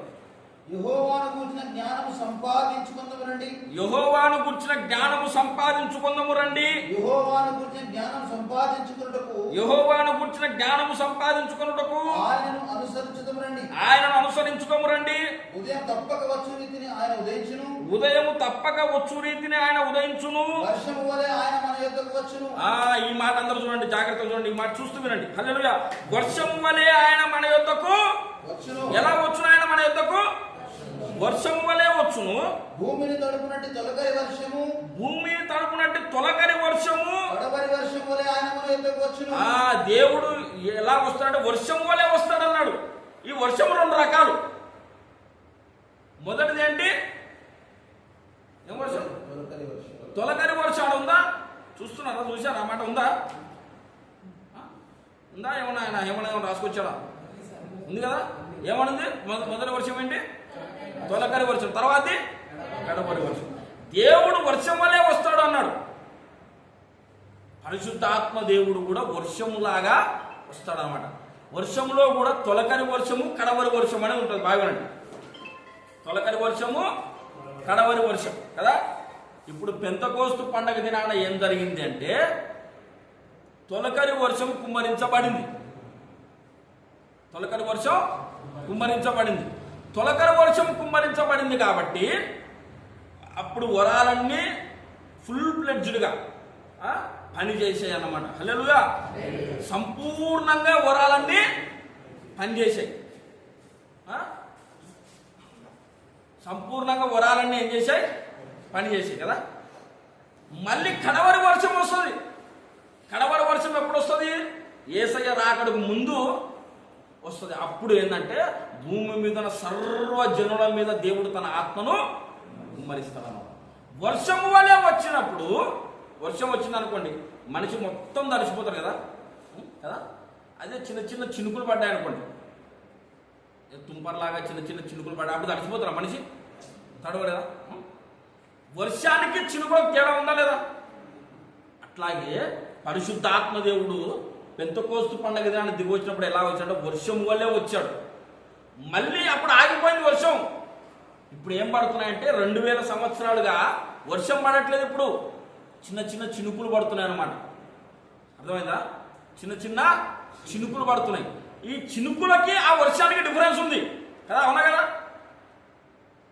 పెంతెకోస్తు పండగ దినాన్ని వచ్చిందేమో వర్షం, తొలకరి వర్షం. అది తొలకరి వర్షం వచ్చినప్పుడు అప్పుడు వరాలన్నీ సమృద్ధిగా పనిచేసాయి. ఇప్పుడు వర్షం పడట్లేదు, కానీ ఇప్పుడు కూడా భాషలు ఉన్నాయి, కానీ ఇప్పుడు కూడా స్వస్థపరిచే వరాలు ఉన్నాయి, కానీ వర్షం కాదు చినుకులు. కాబట్టి దీని ప్రభావం అనేది ఏమన్నా తక్కువైందనమాట, తక్కువగా ఉందన్నమాట. మళ్ళీ కడవరి వర్షం వస్తుంది. అప్పుడు మునుపు ఎలాగైతే జరిగిందో అట్లాగే మళ్ళీ అన్ని వరాలు సమృద్ధిగా పనిచేస్తాయి అన్నమాట. హల్లెలూయా. అప్పుడు మళ్ళీ మనుషుల భాషలు మాట్లాడతారు సమృద్ధిగా, దేవదూతల భాషలు మాట్లాడతారు. ఏ భక్తులు, స్వస్థపరిచే భక్తులు ఎవరికి ప్రార్థన చేసినా సరే ఖచ్చితంగా హీల్ అవుతుంది అన్నమాట. అప్పుడు మళ్ళీ సంపూర్ణంగా పనిచేస్తాయి. ఇప్పుడు అర్థమైంది అందరికీ? ఇప్పుడు నాకు చెప్పండి, ఎందుకు భాషలు అనేవి ఇప్పుడు మనుషుల భాషలు ఎందుకు మాట్లాడతలేదు చెప్పండి? నీకు అర్థమైనట్టు చెప్పండి. ఎవరన్నా అడిగారనుకోండి, ఇదే అప్పుడు మాట్లాడిన భాషలు అర్థమైనాయి కదా సార్, ఇప్పుడు ఎందుకు అర్థం కావట్లేదు అంటే ఏం చెప్పాలి మనం? ఏం చెప్తాం సార్? ఇంతవరకు చెప్పిందల్లా ఏం అర్థం కాలేదు కదా మీకు? అర్థమైంది కానీ చెప్పడానికి రావట్లేదు కదా, అంతేనా? ఏముంది, తల ఉత్త సరిపోతుంది. హల్లెలూయా. భాషల వరము అన్నది ఇప్పుడు కూడా ఉంది, కానీ సమృద్ధిగా దేవుని పరిశుద్ధాత్మ శక్తి అనేది ఇప్పుడు పనిచేయట్లేదు. ఎందుకంటే వర్షములాగా పరిశుద్ధాత్మ దేవుడు రావట్లేదు.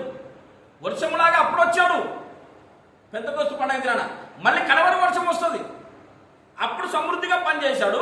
మళ్ళీ కడవరి వర్షంలో సమృద్ధిగా పనిచేస్తాడు. కాబట్టి అప్పుడు అన్ని వరాలు సమృద్ధిగా పనిచేశాయి, లాస్ట్లో కూడా అన్ని వరాలు సమృద్ధిగా పనిచేస్తాయి. ఇప్పుడు మధ్యలో చినుకులు పడుతున్నాయి కాబట్టే తక్కువ ప్రభావంతో పని జరుగుతుందన్నమాట. హల్లెలూయా. కాబట్టి కొంతమంది స్వస్థపరచబడుతున్నారు, కొంతమంది అట్లాగే పోతున్నారు. ఇది దానికి ఆన్సర్ అన్నమాట. అర్థమైందా? అంతేగాని ఇప్పుడు జరిగేటివన్నీ ఫేక్ అని ఎవరు చెప్పినా సరే నమ్మకండి. అర్థమైందా? ఇప్పుడు కూడా స్వస్థపరిచే వరాలు ఉన్నాయి, స్వస్థపరిచే వరం కలిగిన దైవజనులు ఉన్నారు. భాషల వరాలు ఉన్నాయి, భాషలు మాట్లాడే భక్తులు ఉన్నారు. అర్థమైందా? భాషలు అనేవి ఎట్లాగంటే ఒకరు అర్థం చేసుకోవాలని మాట్లాడేవి కాదు భాషలు. భాషల వరం అనేది మనకే క్షేమాభివృద్ధి. అక్కడ మళ్ళీ కొరింథీయులకు రాసిన మొదటి పత్రికలోకి రండి అయ్యగారు. 14వ అధ్యాయం క్షమించండి, 14వ అధ్యాయం 4వ వచనం ఉంటుంది చదవండి.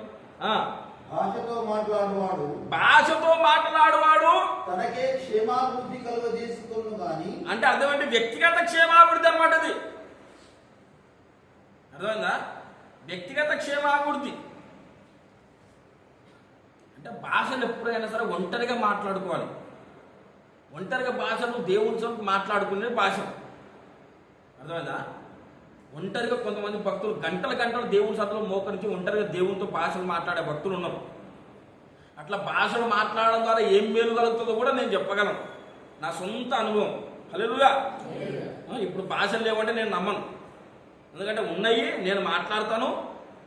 వ్యక్తిగతంగా అరగంట గంట సేపు మాట్లాడుకుంటాం, దాని ద్వారా ఏం జరుగుతుంది, సమాజానికి ఉపయోగం అంటే అది కూడా నాకు తెలుసు, అది సొంత అనుభవం. కొన్ని ఎట్లాగంటే చెప్పడానికి రావు. చాలామంది ఏమనుకుంటారంటే పరిశుద్ధాత్మ దేవుడు దిగొస్తే ఏం జరుగుతుంది అంటే ఎగిరి సప్పట్లు కొడుతున్నారు అనుకుంటారు అందరూ. అర్థం? ఎగిరి సప్పట్లు కొట్టవచ్చు, తప్పేం లేదు, ఎవరొచ్చు సప్పట్లు కొట్టవచ్చు, అన్ని చేయొచ్చు. కానీ కొంతమంది భాషలు మాట్లాడతారు, కొంతమంది మాట్లాడరు. ఏది జరిగినా ఏది జరగకపోయినా ఒకటైతే జరుగుతుంది. ఏంటంటే పరిశుద్ధాత్మ దేవుడు మన మీదకి వచ్చినప్పుడు మనం చెప్పలేనంత ఆనందం మన హృదయంలో నిండిపోతుంది అన్నమాట. అర్థమైందా? చెప్పన సఖ్యమును మహిమాయుక్తమునైన ఆనందం అన్నాడు. దానికి వివరించలేని ఆనందం మన హృదయాల్లో నిండిపోతుంది అనమాట. అది పరిశుద్ధాత్మ దేవుడు మీదికి రావడం అంటే. అట్లా మీదకి వచ్చినప్పుడు కొంతమంది భాషలు మాట్లాడతారు, కొంతమంది ప్రవచనాలు చెప్తారు, కొంతమంది ఏం లేరు, ప్రశాంతంగా ఉంటారు. వాళ్ళ హృదయం నిండా ఎక్కలేని ప్రశాంతత నిండి ఉంటుంది. దేవుని సన్నిధిని వాళ్ళు అనుభవిస్తుంటారు. అది కూడా పరిశుద్ధాత్మ దేవుడి మీదకి రావడమే. మొత్తానికి విషయం ఏంటంటే ఇప్పుడు కూడా వరాలు ఉన్నాయి, లేవని కాదు, ఉన్నాయి. కానీ అంత సర్వసమృద్ధిగా ఇప్పుడు పని ఎందుకు పని చేయట్లేదు? చినుకులు పడుతున్నాయి, వర్షం పడలేదు. వర్షం పడింది తొలగని వర్షం అప్పుడు సమృద్ధిగా పనిచేస్తాయి. మళ్ళీ కడవరి వర్షం వస్తుంది, అప్పుడు సమృద్ధిగా పనిచేస్తాయి. ఇప్పుడు ఎవరు చినుకులు పడుతున్నాయి కాబట్టి ఇప్పుడు సమృద్ధిగా పనిచేయట్లేదు. ఇది దానికి సమాధానం కదా. ఇప్పుడు నేను చెప్తున్నా బాగా. పరిశుద్ధాత్మ దేవుడు మన జీవితంలోనికి ప్రత్యేకంగా 2 సార్లు వస్తాడు. 2 సార్లు వస్తాడు. మొదటిసారి ఏమో రక్షణ పొందినప్పుడు వస్తాడు.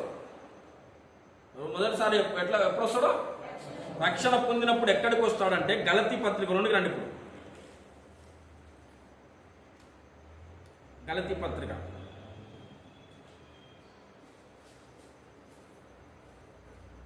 గలతీ పత్రిక 4వ అధ్యాయం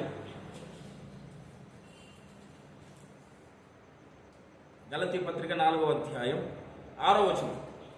మరియు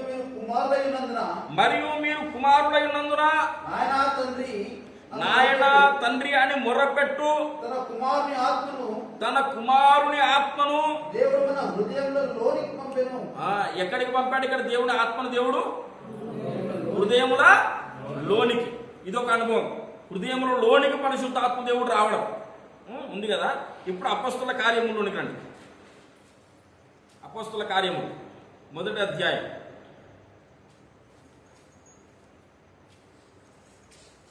అపొస్తలుల కార్యములు 1వ అధ్యాయము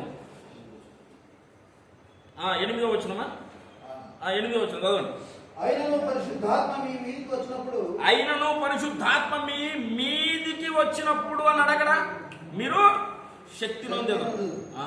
ఇక్కడ ఎక్కడికి వచ్చాడు పరిశుద్ధాత్మ దేవుడు? ఎక్కడికి వచ్చాడు? అంటే పరిశుద్ధాత్మ దేవుడు 2 స్థలములలోనికి వస్తాడు. ఒకటి మన లోపలికి వస్తాడు, మన హృదయం లోపలికి.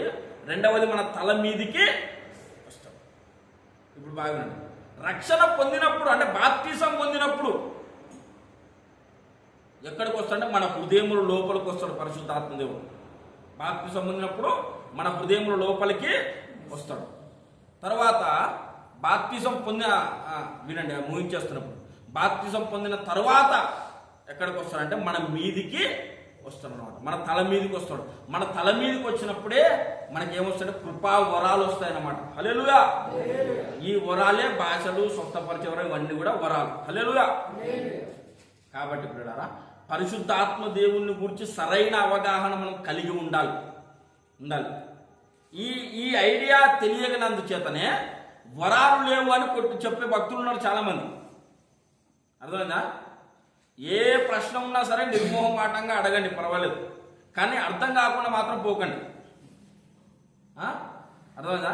ఈ కూటమి అయిపోయిన తర్వాత కూడా అరే అన్న నువ్వు చెప్పిన మెసేజ్లో ఇది అర్థం కాలేదు, అర్థం కాబట్టి అడిగితే ఖచ్చితంగా చెప్తాం. అర్థం కాకుండా మాత్రం పోకండి. పరిశుద్ధాత్మ వరాలు ఇప్పుడు ఉన్నాయి, పనిచేస్తున్నాయి, కానీ సమృద్ధిగా పనిచేయట్లేదు. ఎందుకు పనిచేయట్లేదు? తొలకరి వర్షము కడవరి వర్షం అన్నాడు కాబట్టి తొలకరి వర్షమేమో మేడగదిలో కురిసింది. ఇప్పుడు కడవరి వర్షమేమో యేసయ్య రాకడికి ముందు కురుస్తుంది. కడవరి వర్షం కురిసినప్పుడు సర్వజనుల మీద కుమ్మరించబడుతుంది. అప్పుడు యోవేలు ద్వారా ప్రవచించబడ్డ ప్రవచనం మొత్తం నెరవేరినట్టు అనమాట. ప్రవచనంలో కొంత భాగమే నెరవేరింది మేడగదిలో. తొలకరి వర్షం, కడవరి వర్షం కురిసినప్పుడు మొత్తం సర్వజనుల మీద కుమ్మరించబడుతుంది. అప్పుడు ప్రవచనం అంతా సంపూర్ణంగా నెరవేరినట్లు. ఇప్పుడు వర్షం పడట్లేదు, చినుకులు పడుతున్నాయి. కాబట్టి భాషలు కానీ స్వస్థత వరము కానీ తక్కువ శాతంలో పనిచేస్తుంది అన్నమాట. హల్లెలూయా. అర్థమైందా? కాబట్టి ఆ అద్భుతాలు, స్వస్థతలు కొన్ని తక్కువ రేంజ్లో జరుగుతున్నాయి కానీ ఈ జరిగేవి దేవుని ద్వారానే జరుగుతున్నాయి. అర్థమైందా? కొంతమంది ఏమంటారంటే ఇవన్నీ ఫేక్ సార్, వీళ్ళు అన్ని మోసాలు అని చెప్తారు. అది ఏం కాదు, ఫేక్ ఏం కాదు. స్వస్థత వరం కొరకు ఉపవాసం ఉండి ప్రార్థన చేసి స్వస్థత వరం పొందుకొని స్వస్థతలు చేసిన భక్తులు ఉన్నారు. మనము లేవని చెప్పడం కరెక్ట్, వాక్య ప్రకారం కరెక్ట్, తప్పది. అర్థమైందా? కరెక్ట్ కాదు అది. ఉన్నాయి స్వస్థపరిచే వరాలు, అన్ని వరాలు ఉన్నాయి.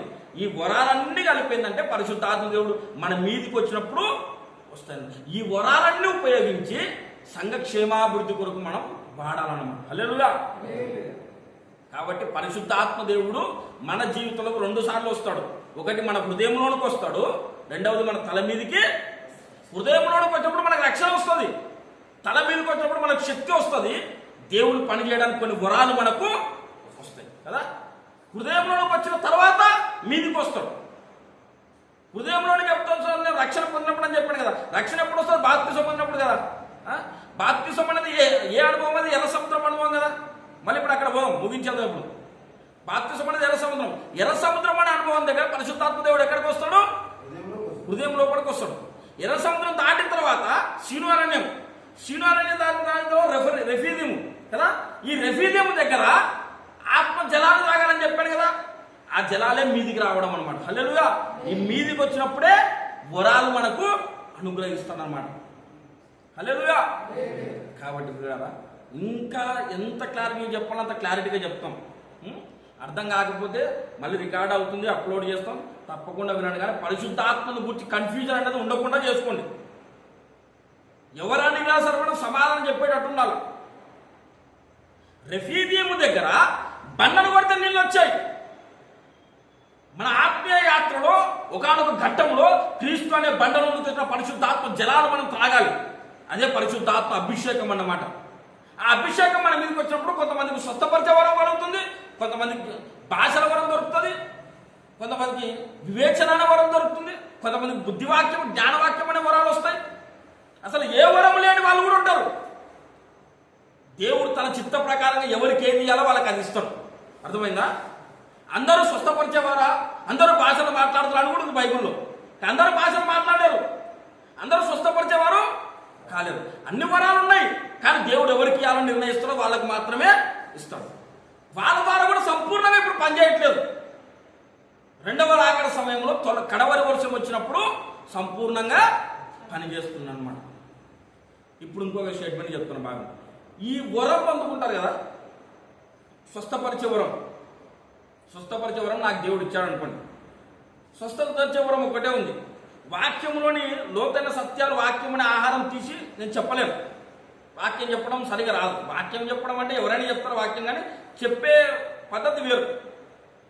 వాక్యం చెప్పడం సరిగా రాదు, స్వస్థపరిచే వరం మాత్రం ఉందనుకోండి. అప్పుడు నేను ఏం చేయాలి తెలుసా? ఈ స్వస్థపరిచే వరాన్ని ఉపయోగించి కొంతమందికి ప్రార్థన చేస్తా. ఎవరికైనా రోగం వచ్చిన వాళ్ళు ప్రార్థన చేస్తా.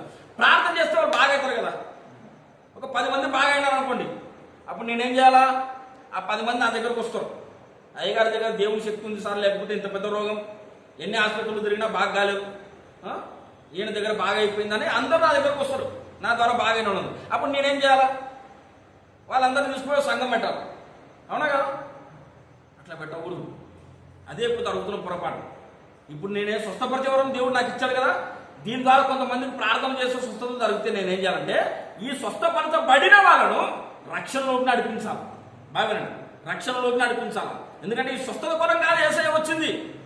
స్వస్థత పొందిన తర్వాత ఇది కాదమ్మా అసలు శక్తి ఉందంటే నువ్వు రక్షణ పొందాలి. అసలు విషయం యేసును నమ్మి మారు మనసు పొంది బాప్తిసం తీసుకోవాలి, అప్పుడు నీకు రక్షణ వస్తుందని చెప్పి రక్షణలోకి నడిపించాలి. రక్షణలోకి నడిపించిన తర్వాత ఏం చేయాలంటే వాక్య వరం ఉంటుంది కదా దైవజనులకు, వాక్యం చెప్పే దైవజనులు అంటే ఆహారం పెట్టే దైవజనులు అనమాట. వాళ్ళ దగ్గరికి వీళ్ళందరినీ తీసుకొని పోవాలి, ఈ స్వస్థత వరం కలిగిన దైవజనులు. ఇది క్రమం. అట్లా చేస్తున్నారు ఎవరైనా ఇప్పుడు. ఎవరికి ఏ వరం ఉంటే వాళ్ళు ఆ వరం ఉపయోగించుకోవడం, కొంత సంఘం పెట్టడం. అందుకే సంఘాల్లో చీలికలు వచ్చేసినాయి. వాక్యం చెప్పే వరం కలిగిన దైవజనుడు కాపరి. ఎందుకంటే కాపరి అనేవాడు ఫుడ్ పెట్టాలి గొర్రెలకి. అవునా కదా? రోగాలు అందరికీ రావు, అందరికి వస్తాయి కానీ ఎప్పుడోసారి వస్తాయి. ఎప్పుడు రోగాలు రావు కానీ ఎప్పుడు ఆకలి అవుతుంది. అవునా కదా? ప్రతిరోజు రోగం రాదు కదా, కానీ ప్రతిరోజు ఏం కావాలి? ఆహారం. ప్రతిరోజు స్వస్థపరిచే దైవజనుడు అక్కర్లేదు, ప్రతిరోజు వాక్యం పెట్టే కాపరి కావాలి.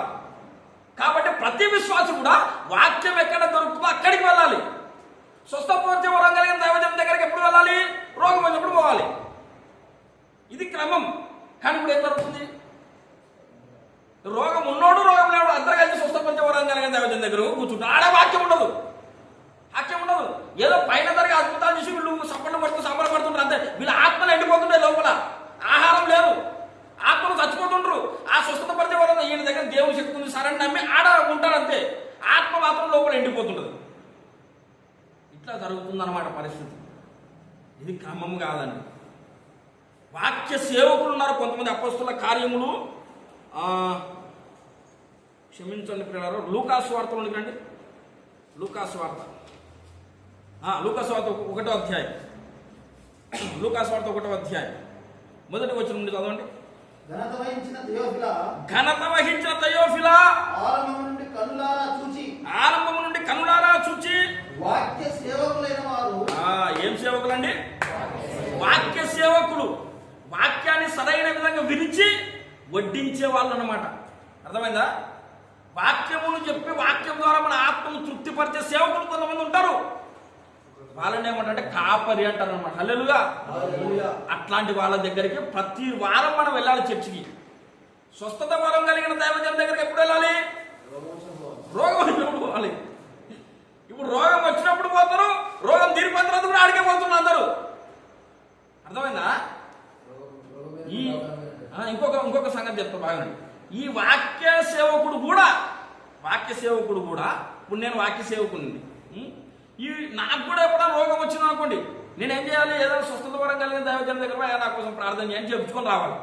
కానీ ఆ స్వస్థపరిచిన దైవజనులు కూడా ఎక్కడికి రావాలి? వాక్యం కావాలంటే ఇక్కడికి రావాలా? అది ఎప్పుడు నాకు అవసరం లేదు, ఎప్పుడో ఒకసారి కావాలా. కానీ ఎప్పుడు కావాలా? అన్నం రోజు తింటాం మనం, కానీ రోగం రోజు వస్తుందా మనకి? హాస్పిటల్కి ఎప్పుడు పోతాం? ఇంట్లో తిండి మాత్రం రోజు తింటాం. అట్లాగా వాక్యం అనేది మనకు ఆహారం పెట్టే దైవజనుల దగ్గర ఎప్పుడు ఉండాలి. మనం ఎప్పుడు ఉండి స్వస్థపరిచే దైవజనుల దగ్గరికి మనకు రోగం వచ్చినప్పుడు వెళ్ళాలన్నమాట. మన సంఘంలోనే ఎవరికైనా రోగం బాగాలేదనుకోండి, అప్పుడు మనం ప్రార్థన చేద్దాం, దేవుడి చిత్తం అయితే స్వస్థపరచాలి. ఇంకా బాగా కాలేదనుకోండి, స్వస్థపరిచే దైవజనుడు ఎక్కడ వెతికి ఆయన దగ్గర తీసుకోవడం. అక్కడ బాగవుతుంది. అక్కడ బాగైన తర్వాత మళ్ళీ ఈయన ఏం చేస్తాడు? ఈయన దగ్గర వాక్యం ఉంది కానీ సార్ నా రోగం బాగా ఆడ బాగైందని తెలిసిపెట్టి ఆడిపోతాడు, ఆత్మలో ఎండిపోతాడు అనమాట.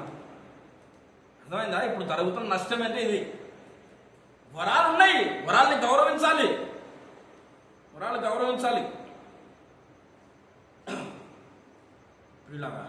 కాబట్టి వీటన్నిటికీ ఫుల్ స్టాప్ పెట్టాలి మనం. ప్రతి ఒక్కదానికి సరైన సమాధానం చెప్పి ఇది బాధ కాదు, ఇది రైట్ ట్రాక్ అని అందరినీ ట్రాక్లోకి నడిపించే పనిలో మనం ఉన్నాం. హల్లెలూయా. ఇప్పుడు ఎక్కడున్నాం మనం? రెఫీదీము దగ్గర ఉన్నాం. గుర్తుందా? ఎక్కడున్నాం? సౌందర్య సియోను చర్చిలో ఉన్నాం. హల్లెలూయా. ఎక్కడున్నాం? రెఫీదీములో ఉన్నాం. ఎక్కడున్నాం? రెఫీదీము దగ్గర ఉన్నాం. ఇప్పుడు చెప్పండి, ఏమేమి దాటాలి? ఫస్ట్ అనుభవం ఏంటి? పస్కా బలి, తర్వాత ఎర్ర సముద్రం, తర్వాత సీను అరణ్యం, తర్వాత రెఫీదీము దగ్గర పరిశుద్ధాత్మ జలములు రాగాలి. పరిశుద్ధాత్మ జలములు అన్న దగ్గర ఇంకా పరిశుద్ధాత్మను గురించి వివరించాలి. ఇప్పుడు మొత్తం అర్థమైంది కదా? ఇక్కడ కొంచెం ఆగినాం. పోయిన వారం మీకు ఇక్కడ ఆగాం. ఇక్కడ ఆగిపోకూడదు. దేవుడు ఏమన్నాడు? సాగిపోకూడదు అన్నాడు. అవునా కదా? మనం ముందుకు నెక్స్ట్ వారం సాగిపోదు. హల్లెలూయా. ఈ వారం ఇక్కడ ముగించుకుందాం. కాబట్టి చెప్పిన వాక్యం అంతా అర్థమైన అందరూ హల్లెలూయా చెప్పండి. హల్లెలూయా. ఇప్పుడు అర్థం కాని చెప్తాం. హల్లెలూయా. దేవునికి స్తోత్రం. విషయాన్ని మళ్ళీ ధ్యానం చేయండి. ఇంకా ఎన్నో కొత్త విషయాలు మనకు తెలుస్తాయి. ఏమైనా డౌట్లు ఉన్నా సరే నాకు ఫోన్ చేసైనా అడగండి, లేకపోతే ఇట్లాంటి టైంలో అడిగినా పర్లేదు, ఇవి అయిపోయిన తర్వాత అడిగినా పర్వాలేదు. మీరు మాత్రం అర్థం కాకుండా వెళ్ళకండి. ఇది నా రిక్వెస్ట్. హల్లెలూయా. కాబట్టి ఈ విషయాన్ని మరియమ్మ దేవుని మాటలు ఏం చేసిందని నెమ్మరు వేసుకుందంట. అట్లా నెమ్మరు వేసుకుంటూ ఉండండి వారమంతా కూడా ఈ వాక్యాన్ని. దేవుడి మాటలన్నీ మన జీవితంలో అనుభవంలోకి నడిపించును గాక. రండి ప్రార్థన చేసుకుందాం పిల్లలు.